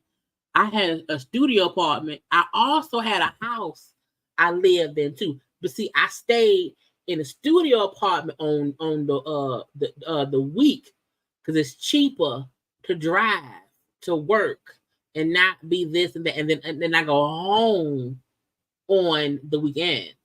You know what I'm saying? Because the drive is so long. Look on the map, Duluth and Douglasville is far, and Clayton County, Riverdale is farther. So it was easier for me to get this studio apartment be there during the week because I would be at work sometimes at 8 o'clock, and then having to drive home, get up, make that drive to the studio apartment. And a couple people that work with me, we all did the same thing. We all rented out of this building because. So no one thought to move closer to the job? No one at your job thought we all live so far from the job. It's a 2-hour back and forth drive. I'm going to rent a place versus just moving to the place that's closer. It was easier for a lot of us. I heard in the story where she said that we. Now, I also want to point out the Simply Wavy in his long version, he was clipping in bits and pieces of repetitions of what she was saying versus what he was saying. So y'all, again, go watch that. But I'm not, again, Lion Legion. Quarantine together during the pandemic. And I need to clear that up because during the pandemic, like we're Zooming and we FaceTime. I got her into using Apple products, iPhone, and we FaceTime. During the pandemic, she worked from home. I still had to get up and go to work. And because people at my job were coming down with COVID left and right, I didn't think it was a good idea for us to physically see each other because COVID in Atlanta was horrible. The city was shut down. I'm not an essential worker, so our job had to apply for us to be able to be out in the morning. So I would have to get up in the morning time, go to work, and come home. I don't want to be around somebody. I'm around people all day long that've been out in the community moving around. So if I got sick, I'm going to get her sick. So during the pandemic, when she said that we were together, yeah, we were talking, we were boyfriend and girlfriend, but we were not in the same house together. It was almost 5.5 months that I didn't physically see her. So again, Risa said roughly a couple weeks after the meeting, they moved in together because of the quarantine, blah, blah, blah. Now he's saying, okay. Oh, wait, hold on, Kenny Sams. I will say that's not uncommon in Atlanta, metro area. It takes me a half. Really? I would move. But now he's saying we wasn't seeing each other. Okay, I didn't see her. She didn't see me in person. I think my signal being done. We did not see each other for about 5 months in person. That's not what it was. We was only FaceTiming. I had her on Apple products. It's weird that he's saying they did not live together. Because I'm like, well, she said you moved in. And you said that you had an apartment, a studio apartment, plus a regular house. And then you said, can y'all hear me? Is it going in and out? Because I can see my signal being real dumb right now. And I'm getting aggravated. But it's weird that he was like, he's changing, one, how they met, how they cohabitated. Because to say that we wasn't together physically for around 5 months, then who got her pregnant?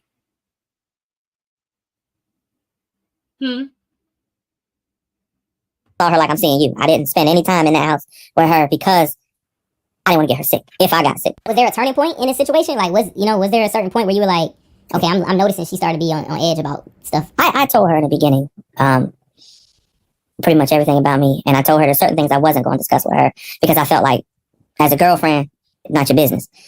What? How much money I make, not your business. What? If you live with somebody, that's your business.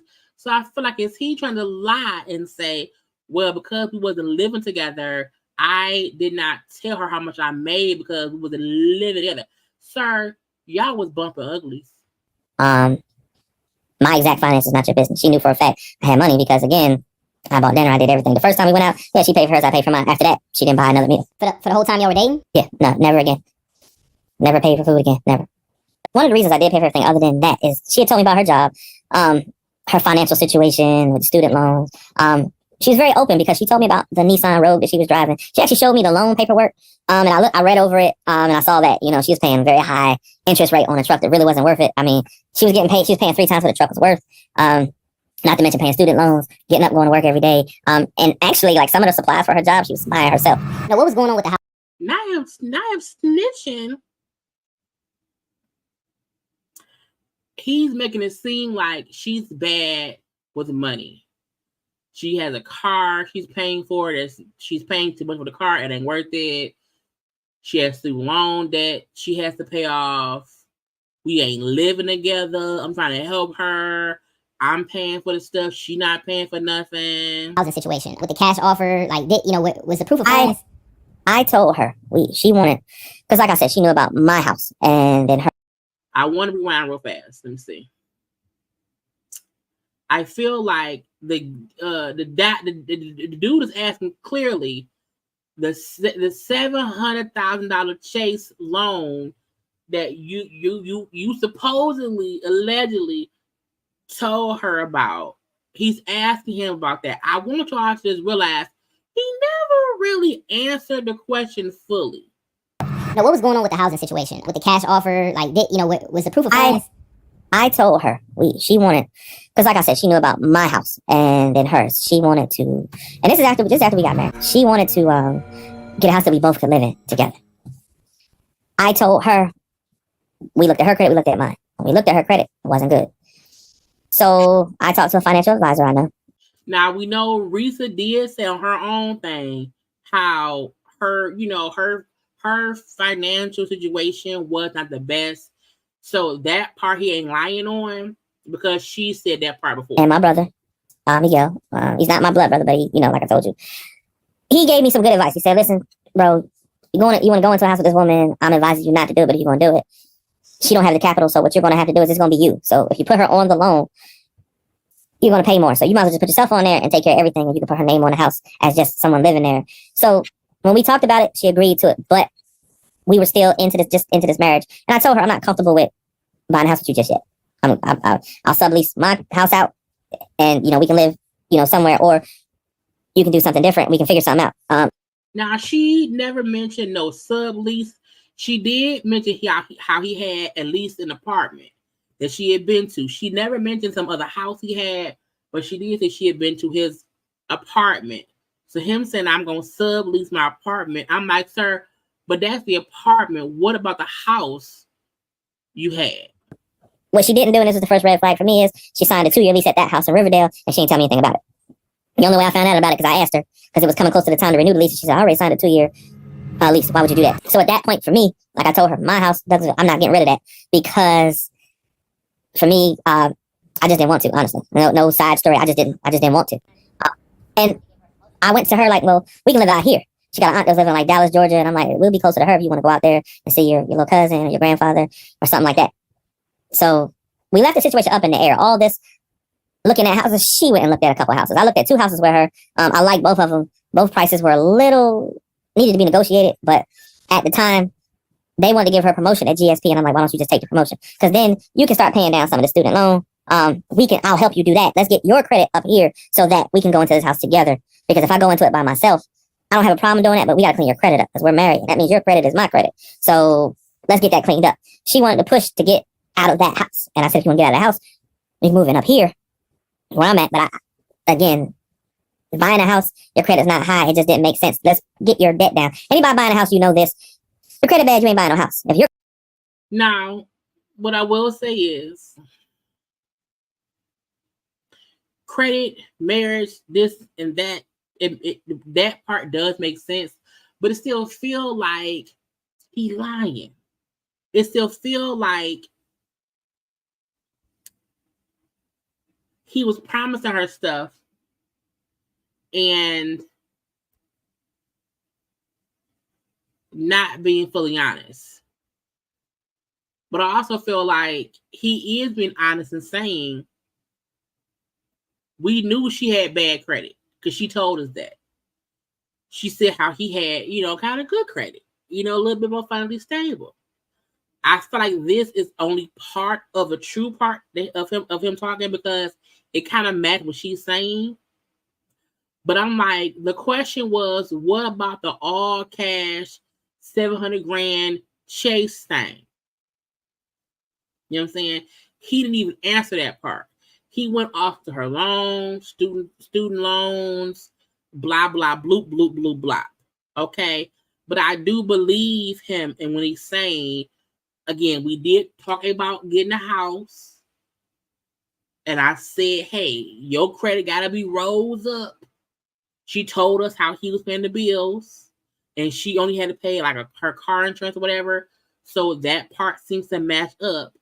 But again, he still was lying about stuff. Credit good and the person's credit not so good, you're gonna pay more because the person on the loan's credit isn't stellar. And I was trying to help her get that together. As far as the loan, what made her look for these high houses for $700,000, $600,000 if she didn't have no credit for that? I didn't tell her to look for a $600,000, $700,000 house. That's a question for her. I don't know.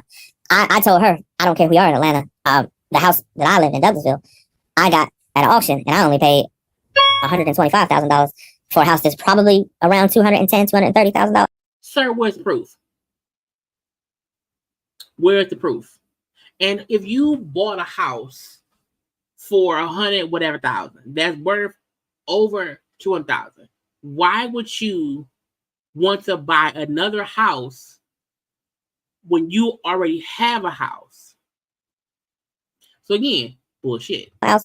So $600,000 house, I'm like, I'm not going in with that and your credit like this because we're gonna be paying forever, or I'm gonna be paying forever. But what I'm trying to figure out, so was the Chase loan, like the approval of the $700,000, was that a real thing? I never went to my bank and needed to get approved for a loan.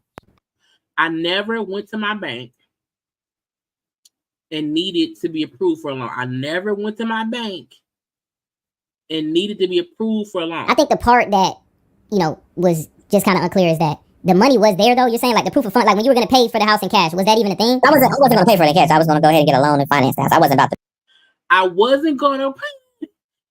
Sir, you just said that you would not get a loan.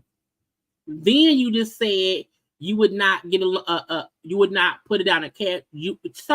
Sir. And I only paid $125,000 for a house that's probably around $210,000, $230,000 house. So $600,000 house, I'm like, I'm not going in with that and your credit like this because we're gonna be paying forever, or I'm gonna be paying forever. But what I'm trying to figure out, so was the Chase loan, like the approval of the $700,000, was that a real thing? I never went to my bank and needed to get approved for a loan. I think the part that, was just kind of unclear is that the money was there though. You're saying like the proof of fund, like when you were going to pay for the house in cash, was that even a thing? I wasn't going to pay for it in cash. I was going to go ahead and get a loan and finance the house. I wasn't about to. What? To say that you never would get a loan, but then say you would have got, I was like, go spend $750,000 on $600,000, no, on that new. Because honestly, I had told her before, the budget for finding a house, we don't need to be over $340,000. She started looking at houses that high. Was the proof of funds ever an issue? No, because I never gave it to the realtor because all we did was look at houses, and I didn't commit to anything because again, I told them solely we're just looking right now. And the two realtors that we dealt with, they understood that and they were fine. There was a guy and another lady that she kept dealing with outside of me knowing, and then she take me to a house, they showed me, and then they wanted all this financial information. And I was like, we haven't discussed this yet. Because right then you were just looking. Yeah, because you wake me up on a Saturday and say, I got an appointment at 12:30. I'm going to go look at this house. And I'm meeting these realtors and they telling me, oh, your wife contacted us and they, this is that and the third. And I said, again, we're not committing to anything yet. And they understood that because I said, right now, her credit is here, mine is here. Like I said earlier, I got to get her here. So when we go into this house, because if I go into the house and I'm buying it myself, can you really say it's your house? You got to help me here. You said. Now that part I understand. However, I still feel like he did say we gonna get a house. And I feel like because he said that, maybe she did go and start looking at houses. However, sir, you and her were looking to get houses, in my opinion. So again, I don't feel like, to me, I feel like both of them are telling the same story from their own perspectives. However, Legion was out here lying on stuff and how much money he had and his jobs and their dead grandmama. Okay. She had access to the account. She said the only thing that she saw was screenshots of like the account. She had access to the two accounts I let her know about. I had 5 altogether, but she had access to them. She had access to those 2 accounts because I bled money into those accounts. Paycheck and then I bled money in if needed be. She was able to go to the bank, buy what she wanted when she wanted to buy it. So the family relationship thing is another thing that was big. She mentioned, getting up every morning, talking to your brother, from her conversation she had with your family, it was like seeming as if these people didn't have any contact with you. So who was on the phone? Like I told you at the beginning, 2 gentlemen that looked out for my mom and dad passed away that became brothers to me, which is Elgin and Miguel. These are the guys that I would talk to in the morning time. My brother Elgin is, he's not, like I say, not my brother. But he's a pastor. In the morning time, I love to get my day started. He give me a word of encouragement. He do to all. Now, this is the weird part for me.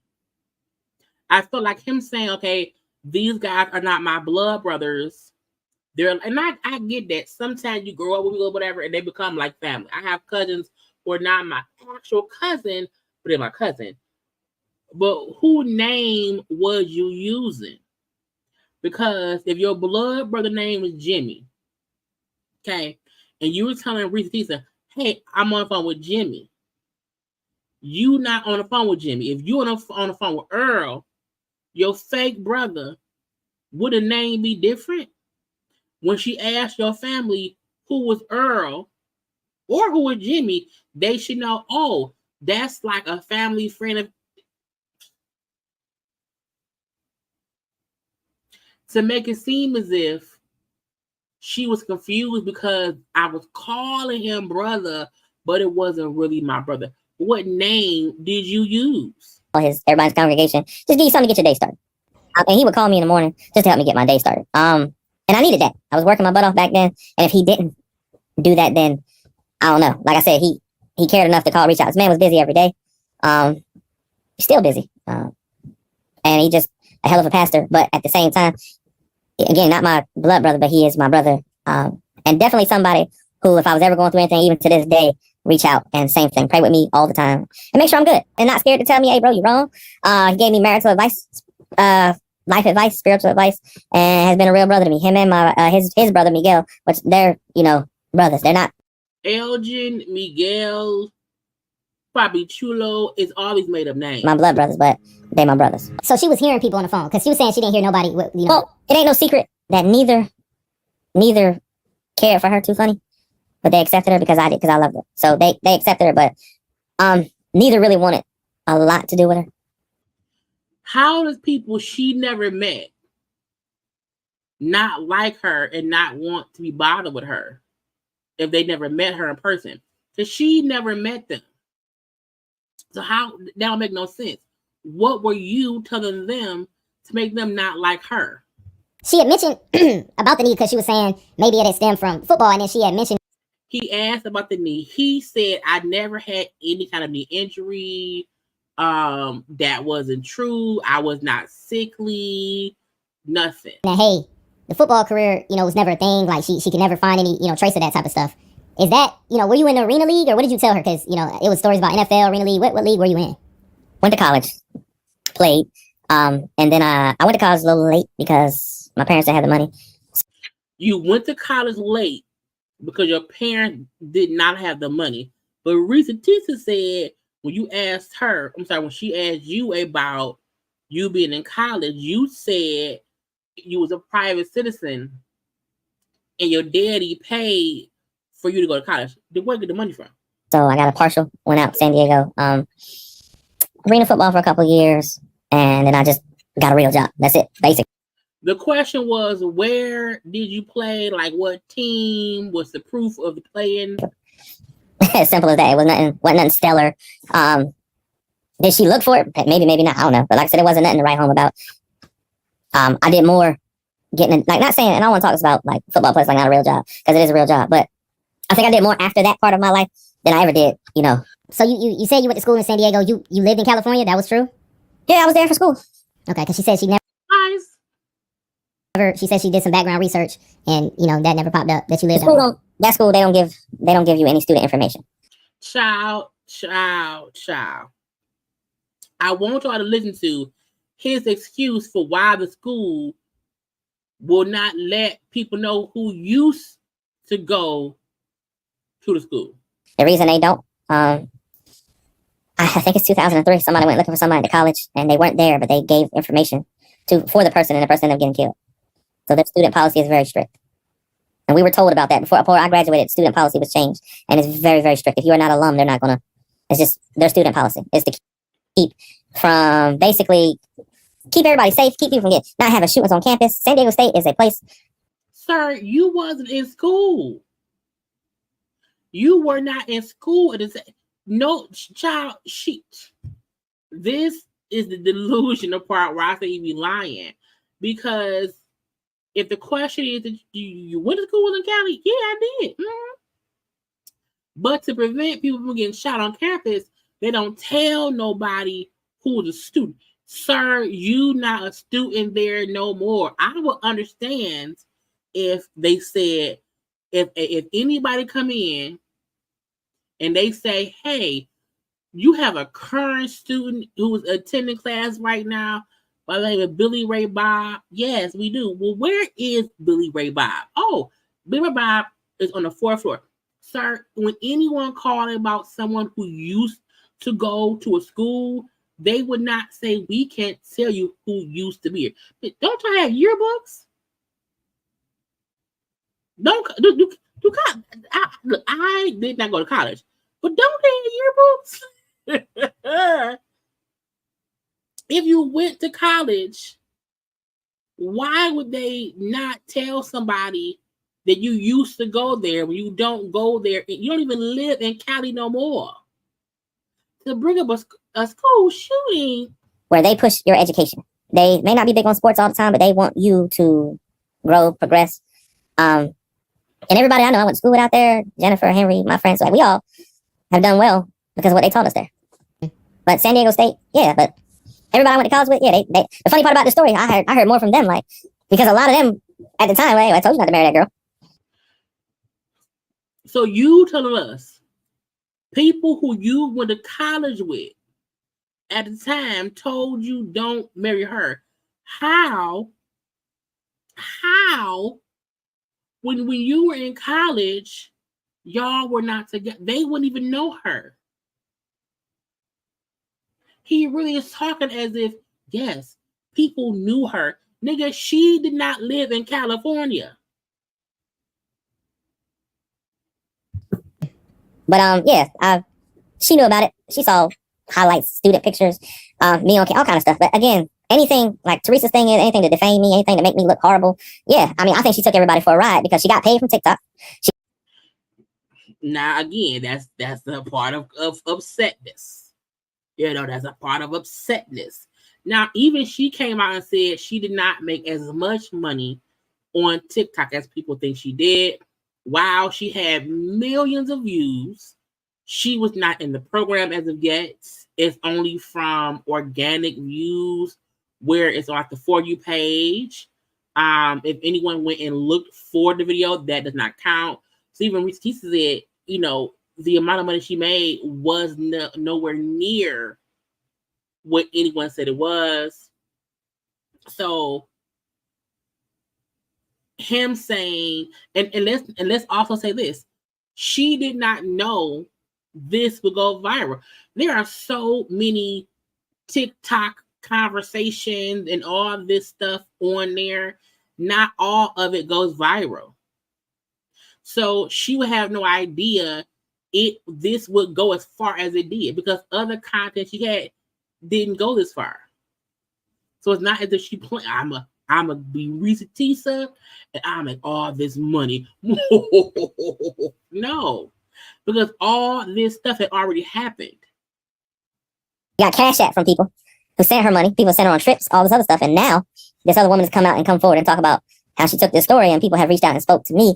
And now they find out she lied. Now, you know, again, she'll probably make a video after this video and say, oh, he lied again. That's fine too. The only reason, like I said in the beginning of this video, I came here, I want people to leave my family alone. People I love alone. You said she's seen highlights and stuff like that from San Diego. Is that something you can share as far as like highlight or a picture of something that you play? Because she's basically saying, hey, that never even happened. A lot of people, and I was asked not to because this has brought a negative light on the school. People who go there. What? Sir, no. The fact of someone saying Risa Tisa is calling you a fat Faison lie. Cat Williams said it, not me. Risa calling you a liar. Okay, a pathological liar, an insane person. She's saying all these things you told her never happened. The fact that you have not said, here's pictures of me playing. Here are pictures of me at the campus. Here's my fucking yearbook that shows I was there. Okay. Here's my diploma. Here's my campus job. The fact that there's nothing he had. Even I worked at Walgreens when I was a senior in high school. Even I have one picture of me at home in my Walmart vest. Not Walmart, child, not Walmart, Walgreens. I worked at Walgreens while I was a senior in high school. Even I have a photograph of me in my Walgreens green smock. You know, even the point to where he just doesn't want to show any proof. Where is your voter card for you voting in Cali? Where is a registration for a car you had in Cali? Where is a photograph of you even in a football uniform? And for him to say, well, you know, the school and the team, you know, is getting bad press. So that, you know, I couldn't, what? You can't show proof that you did something, because if you show proof, it would show that she's a liar. That would help vindicate you and the school. Sir, that makes no fucking sense. Brought negative light on people I work with. Now, my brother, his job, my other brother, his job, my family, my aunts, my uncles, cousins, nieces, nephews, children, everybody. So what about the arena league? Do you have like a picture or something from there that I told you before when I talked to the owner of the team? He asked me, hey, because you got fans returning tickets because of this stuff with Teresa. How are fans returning tickets because of Risa Tisa? How? No one knows what team you played for. So how is anybody returning tickets? Sir, that doesn't make a lick of sense. None. The fact that you're saying, well, yeah, I had to, child, this when somebody say, hey, Jaylee, did you graduate from school, from high school? Because I go to college. Did you graduate? Yes, I did. Prove it. Bitch. When someone says, prove it, me and my mama, y'all, me and my mama, June 19th, 2000. Okay? When someone says, hey, did this really happen? You just show the proof. The dude said, can you prove that you wholeheartedly went to college, that you was at a school? Can you prove wholeheartedly that you were an absolute arena football player? Yes. Show a picture. I can't. Why not? Because it didn't happen. It didn't happen. That's why. I'm gonna stop another football player from eating. I was asked not to, and then legally I had to sign paperwork that I wouldn't. What, like disclose like the teams you were on? I was asked not to. Because you had people, it wouldn't have gotten that far, but you had people, and as it was told to me, you got people who jumped on and said, oh, it's gonna be a Tubi movie. Oh, it's gonna be Netflix. It's gonna be this, it's gonna be that. And it's not true, but the point is you got people, you got owners of a team. I'm not gonna be portrayed in a bad light. They don't want me. You see what I'm saying? That means they gotta answer questions. And again, it took me so long to do a response video because I had people come to me and say, not just you, some other people say to me, hey, let me get your side of the story, but they weren't credible. Sir, look, I'm not trying to knock this young man at all. I don't know this young man at all.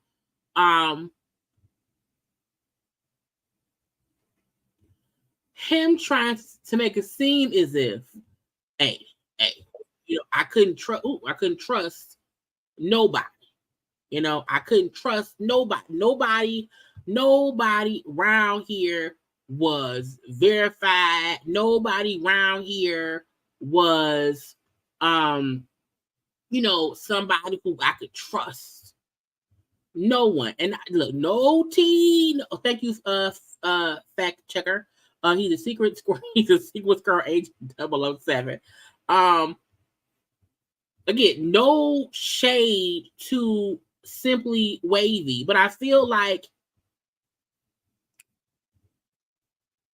he don't even really have any videos up.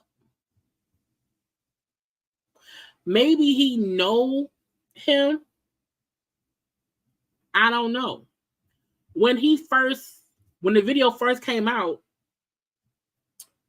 Simply Wavy only had maybe 4,000 or 5,000 subs. He's up to 7,000 now, which is great. You know what I'm saying? Shout out to him. But I feel like even trying to make it seem as if, well, people just don't understand. You know, I need credible people. Digital creator. A digital creator? No, we're not. You know, you're not telling the truth. I had to look you up before we did this to see. I had a cousin offer me to do something, but I'm like, nah, you might be in it for money too. And that's not the case. I'm not here for money. If I make money off this video, okay, but I'm here because, again, I want my family left alone. Money is not my issue. To say my cousin was like, hey, talk with me. And I said, no, cousin, you may be in it for money. Anybody who interviewed him was going to get paid from it. I'm just saying. Why not help your cousin get paid?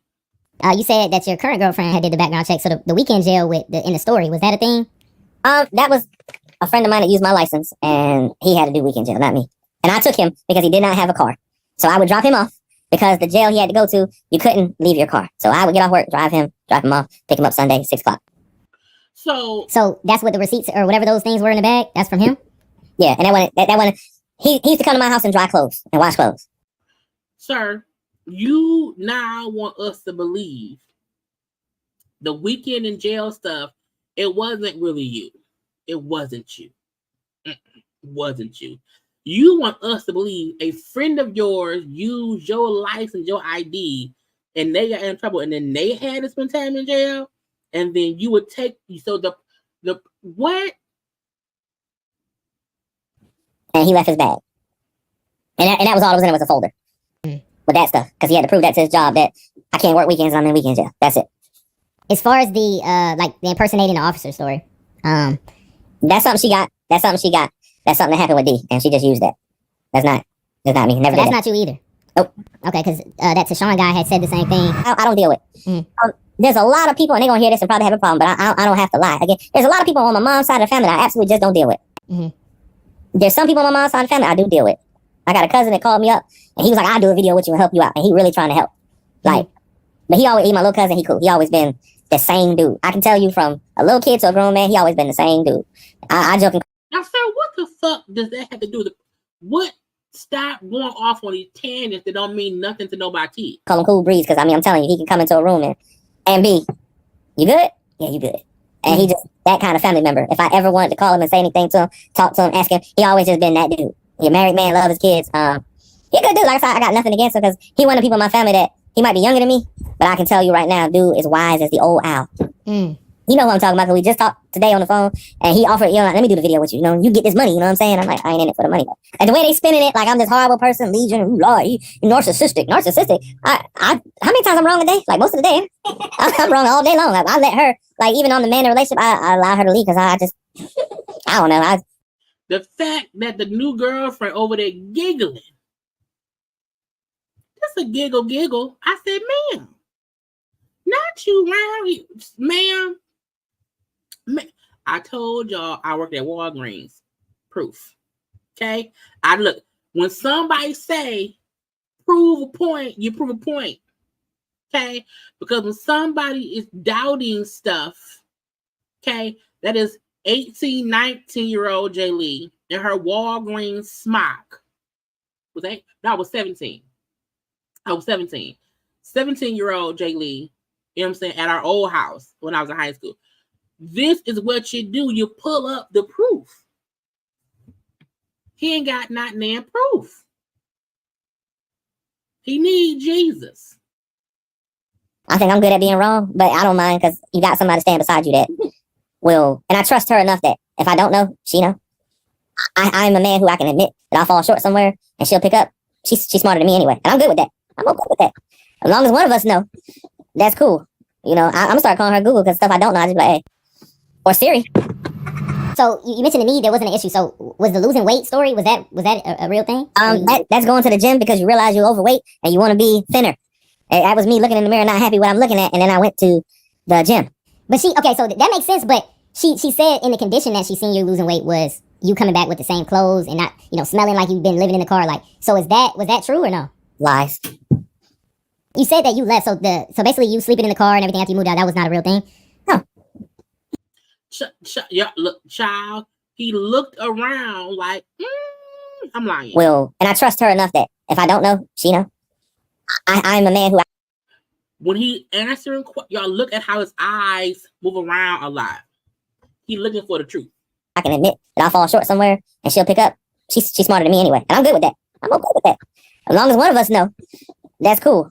You know, I'm gonna start calling her Google because stuff I don't know, I just be like, hey, or Siri. So you mentioned the knee, there wasn't an issue. So was the losing weight story, was that a real thing? That's going to the gym because you realize you're overweight and you want to be thinner. And that was me looking in the mirror, not happy what I'm looking at, and then I went to the gym. But so that makes sense. But she said in the condition that she seen you losing weight was you coming back with the same clothes and not, smelling like you've been living in the car. Like, so was that true or no? Lies. You said that you left, so basically you sleeping in the car and everything after you moved out, that was not a real thing? No. I went home. I went home. Okay. So the behavioral, I think she said you went to a behavioral correction hospital or something like that. That wasn't true? Lies. The only thing I did at a behavioral hospital, I knew a guy that went there and I helped him get a job. He got out. He knew a friend of mine, Omar. He asked me for a job. I got him a job. Was this part true then? Her kicking you out on June 2021 on your birthday? No, I was gone a week before that. I went home to my house because the marriage didn't last very long, but it didn't grow because I was still doing the same thing. I was still at my house coming there on the weekend. There was no growth on her part. Finances, there was no growth. I was maintaining the bills in the house.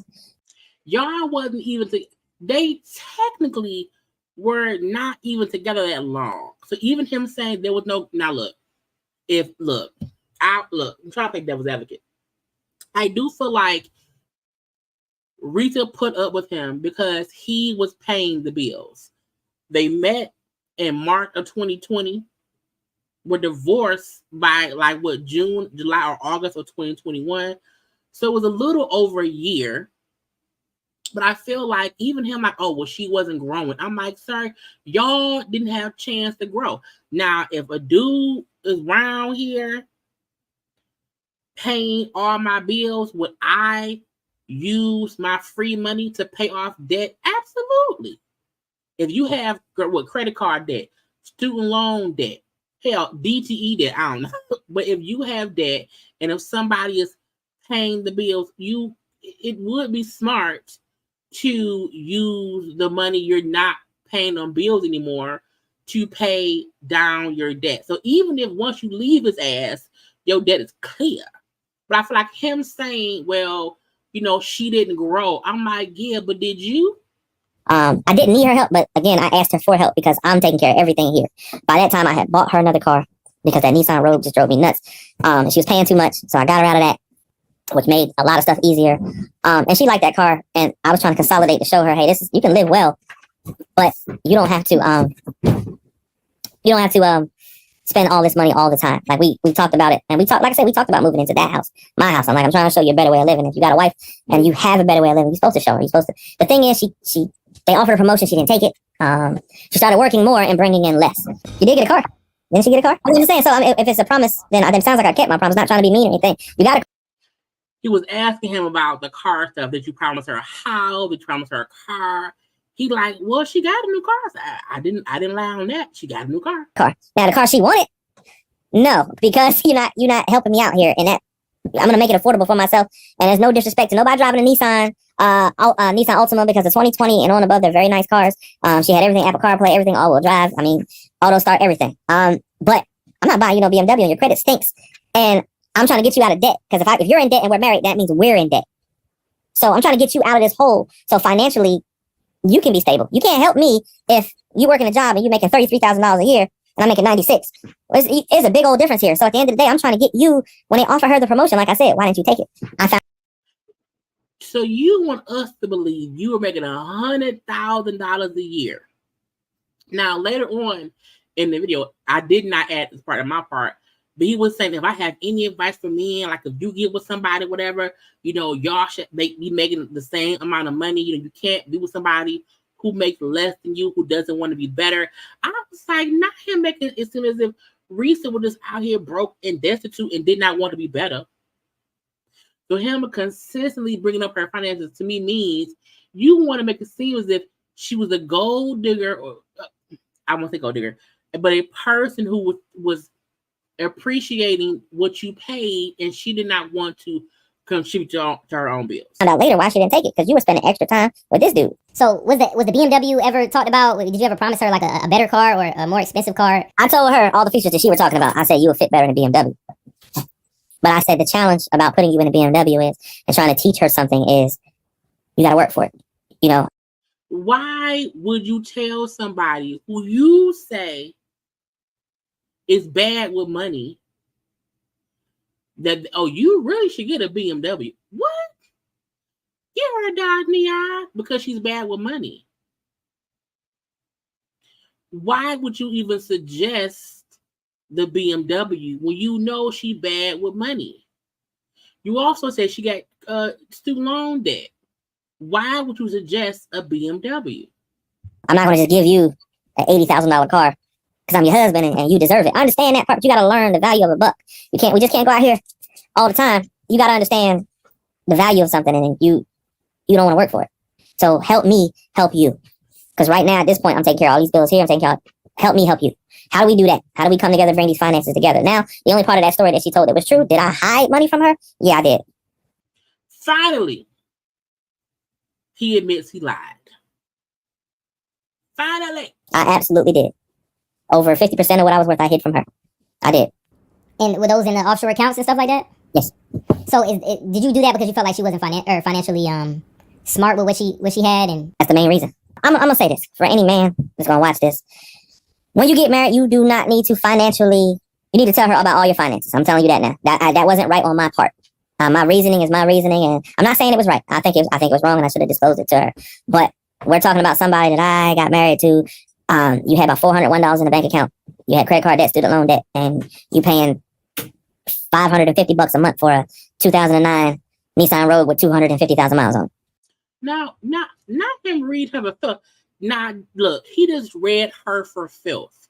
Okay, said she had credit card debt, student loan debt.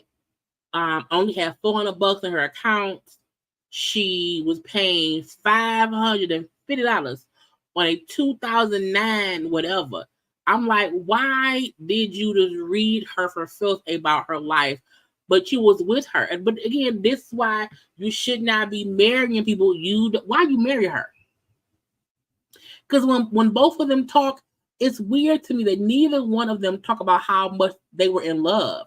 Like, neither of them discuss, I liked him. We had so much fun. The sex was great. The conversation was stimulating. Like, it's never that. Like, oh, we laughed so much. We had the same whatever.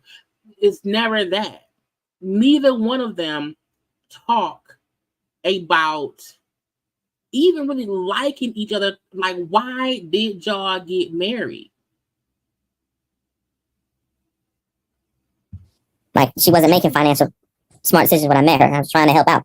Taking care of the bills is this way to stress off of her. The only bill I actually gave her to do is, hey, you take care of the grocery bill, you pay your cell phone bill, and you pay your car insurance. The rest of your money you put in your pocket. Do what you got to do with it. I'll take care of the rest. But you need to take care of these student loans. This is why I did that. You need to take care of these student loans to bring your credit up. So this way we can be a team when it comes to stuff like that. Now, if that part is true, that's great. If that part is true, that's a nice thing. You know, if you know these are her issues with her debt, blah, blah, bloop, blah, blah, bloop. If you know you make that much more than her, so you can afford to pay the rent at where y'all at, the apartment you have, the house you have, and all that, whatever. And if you said, hey, take your extra money and pay down your debt, so that way in a year from now, we can be able to buy a house. Now, if him saying that is true, that's a nice thing. Yeah, to me, this was convenient for both of them. Because to me, he also wanted to be with somebody. Because for him to say how much he was hiding from her because they weren't married or whatever, he wasn't honest with her about how much money he had. Because look, I do believe if you know somebody's bad with money, maybe you don't tell them how much money you have. Because they then think, oh, that's my money to spend. So that part I can get. but I also feel like he wanted somebody to make them feel like, oh, he's saving me. He's a savior for me. To me, that was his convenience. He also was apparently living there, in-house cooch. And her convenience was somebody is here paying all the bills. I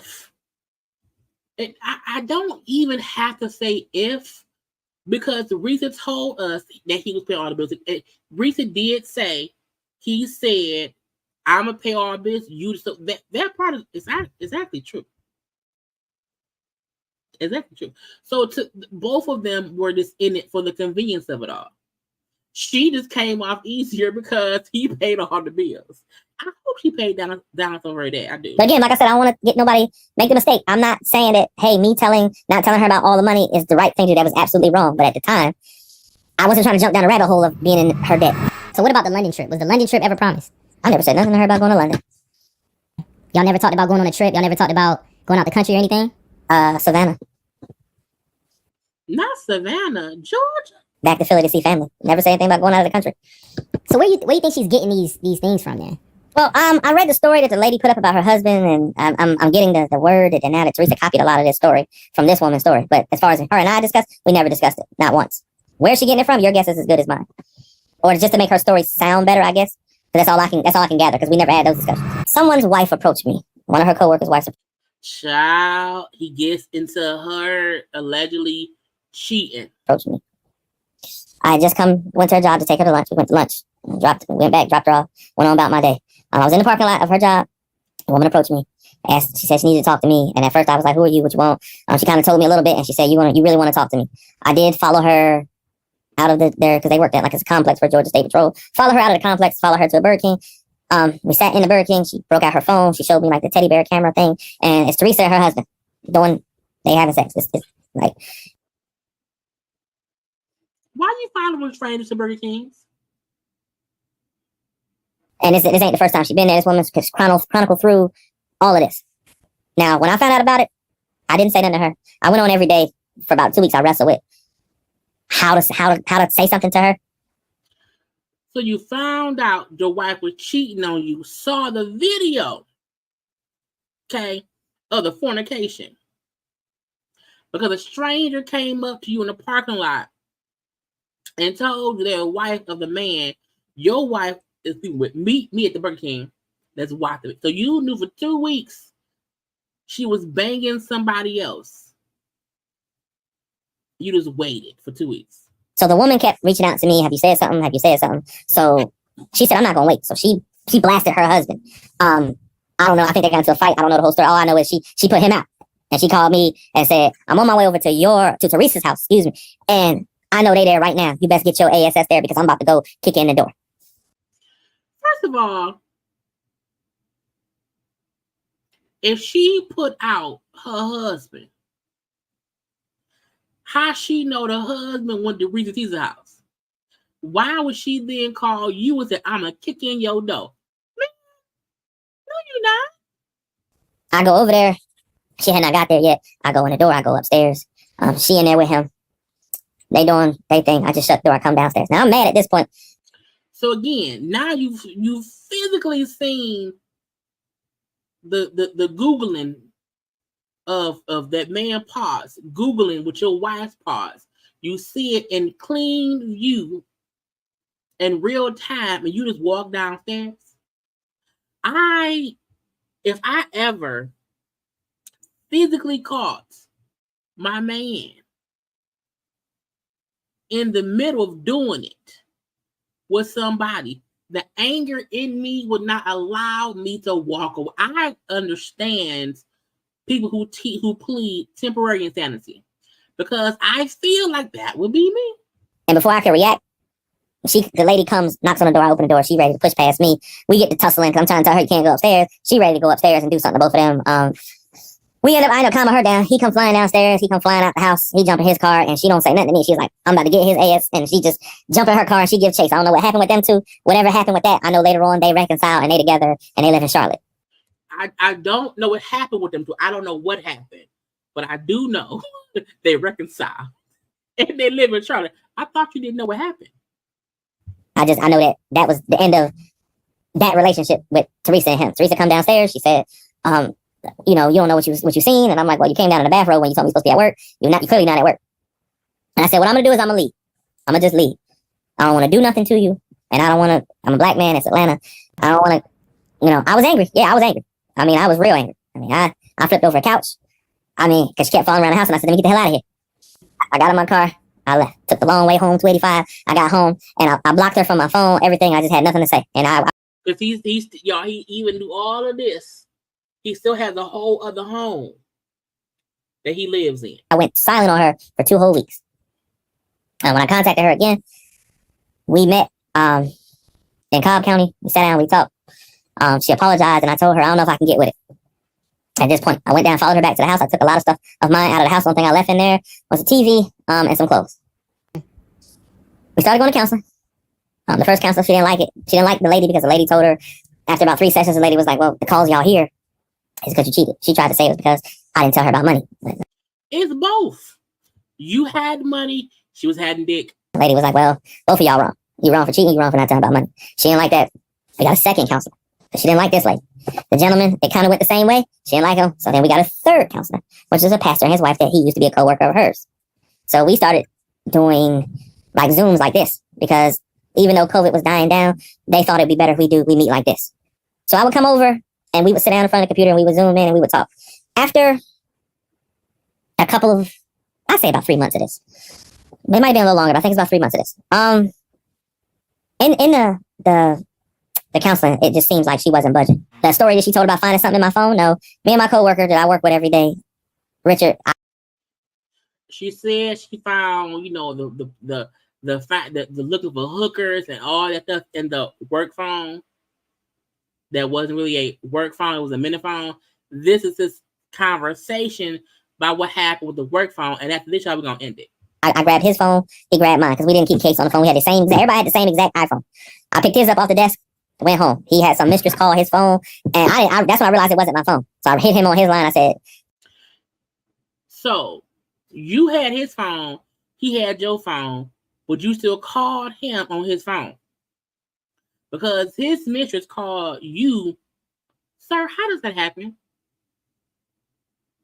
Somebody calling your phone, and he's like, yeah, we switched phones. I need to come get my phone. And I was like, well, you can come get it. I'll give it to you at work tomorrow. So I met him at work the next day. He was like, yo, like, I'm sorry. You know, it's my side chick, whatever. And I'm like, bro, I don't want to know nothing about that. You know, take your phone. And I just quoted company policy. You know that we're not supposed to use these for personal use. So because those company phones, you got a different iCloud, but the HR has that iCloud. So they can see your messages. So at that point, I get home. She tell me I went through the phone or whatever because we weren't allowed to lock those phones either. So a work phone, you can't lock the work phone. The work phone can't be locked. So if you leave the work phone somewhere else, anybody can get into it. It was all a lie. Guys, it was all a lie. She lied. Sir. So she went through the phone. I guess he was sending messages to the mistress or whoever, and then she assumed it was me. And I'm like, no, that's him and whatever. And he actually came over and told her, hey, look, I'm apologize. That's the chick I'm dealing with on the side. Like, he explained it. So that's the story about Peaches, right? Yeah, that's some chick he was messing with. That's some chick he was messing with. Were you ever like a forklift driver? That's what, you know, somebody was mentioning. The charity work that I used to do, I got a forklift license because the charity work I used to do, they load the trucks and they send them to disaster areas. They feed the homeless. So I learned to drive a forklift doing that kind of work. And I got a license to do it. I even got a license to train other people to do it. But that was charity work. You talking about the picture? You talking about a picture? Yeah. So we don't have no picture of him in arena football. We don't have no picture of him on the college campus. We don't have no pictures of him doing anything else. But there's a picture of him in what looked like forklift driver attire. That's the picture that he's like, yeah, that's me. That is a warehouse because they pack up food to give to disaster areas. So yeah, you got to put hair in it. And that particular picture where I had it on my face, we were just playing around that day. Yeah, we was playing that day. We was playing around. We was getting the condiments to the third world countries. Okay, because I do it for charity. I did see something where somebody was mentioning they work with you as a forklift driver, and that you said, hey, you know, I don't even have to be here. I have enough money to where I don't need to work, but I'm just doing this to just have something to do. A lot of people, Teresa, got roped in on this story and lie. Unfortunately, this started, I left her. She didn't contact me, and we went through a whole year. I ain't hear nothing from her. Divorce was final, everything. She got what she got out of it, which was, I left her with 10 grand, and she can do what she can do with her car. That was it. No fight, no argument, nothing. I told her I couldn't do it no more. Went down, got last month. I told her I'd be back for the rest of my stuff. And it was at her crib, and that was it. I was done. It did not work for me. And instead of trying to make it work, I just said enough is enough. And I left. She agreed. We actually shook hands. She hugged me, told me, you know, take care of myself, stay in contact. And I honestly said to her, I'm not going to do that. I told her to take care of herself, and I told her my best advice for her is, please financially get yourself together. That's the very last conversation we had. So get yourself together financially, because I didn't mind taking care of you, but at some point the deal was you were going to step it up, and you didn't do that. The cheating part, that was too much to deal with. Y'all, it's midnight. I'm tired. Lion Legion is the liar. Maybe tomorrow we'll do a part 2 to his conversation a little bit, because I feel like, you know what I'm saying, we can just discuss them, because, you know, some bullshit. Because it's about 12 minutes left of this part, and I'm done. Okay, I am done. Y'all, never trust a Lion Legion. Okay, lions be around here lying on people for no reason or whatever. It's crazy. He's on a bunch of bull stuff. Okay, but a good time was had by all. I hope y'all all enjoyed our time tonight. I said I'll be here 2.5 hours. We are 15 minutes past that. Okay, I will be live tomorrow night at 9 p.m. Let's hope we do not have to discuss again these two tomorrow. Let's hope they leave us be and they don't say nothing else on the radio tomorrow. Okay, but again, like, comment, share, and subscribe to my channel. Become a JayBird. You can follow me on social media at JayLeesCorner on IG, Twitter, and TikTok. Okay, I love you all. Be safe, be good, and look, stay away from Lion Legions. Okay, I gotta go.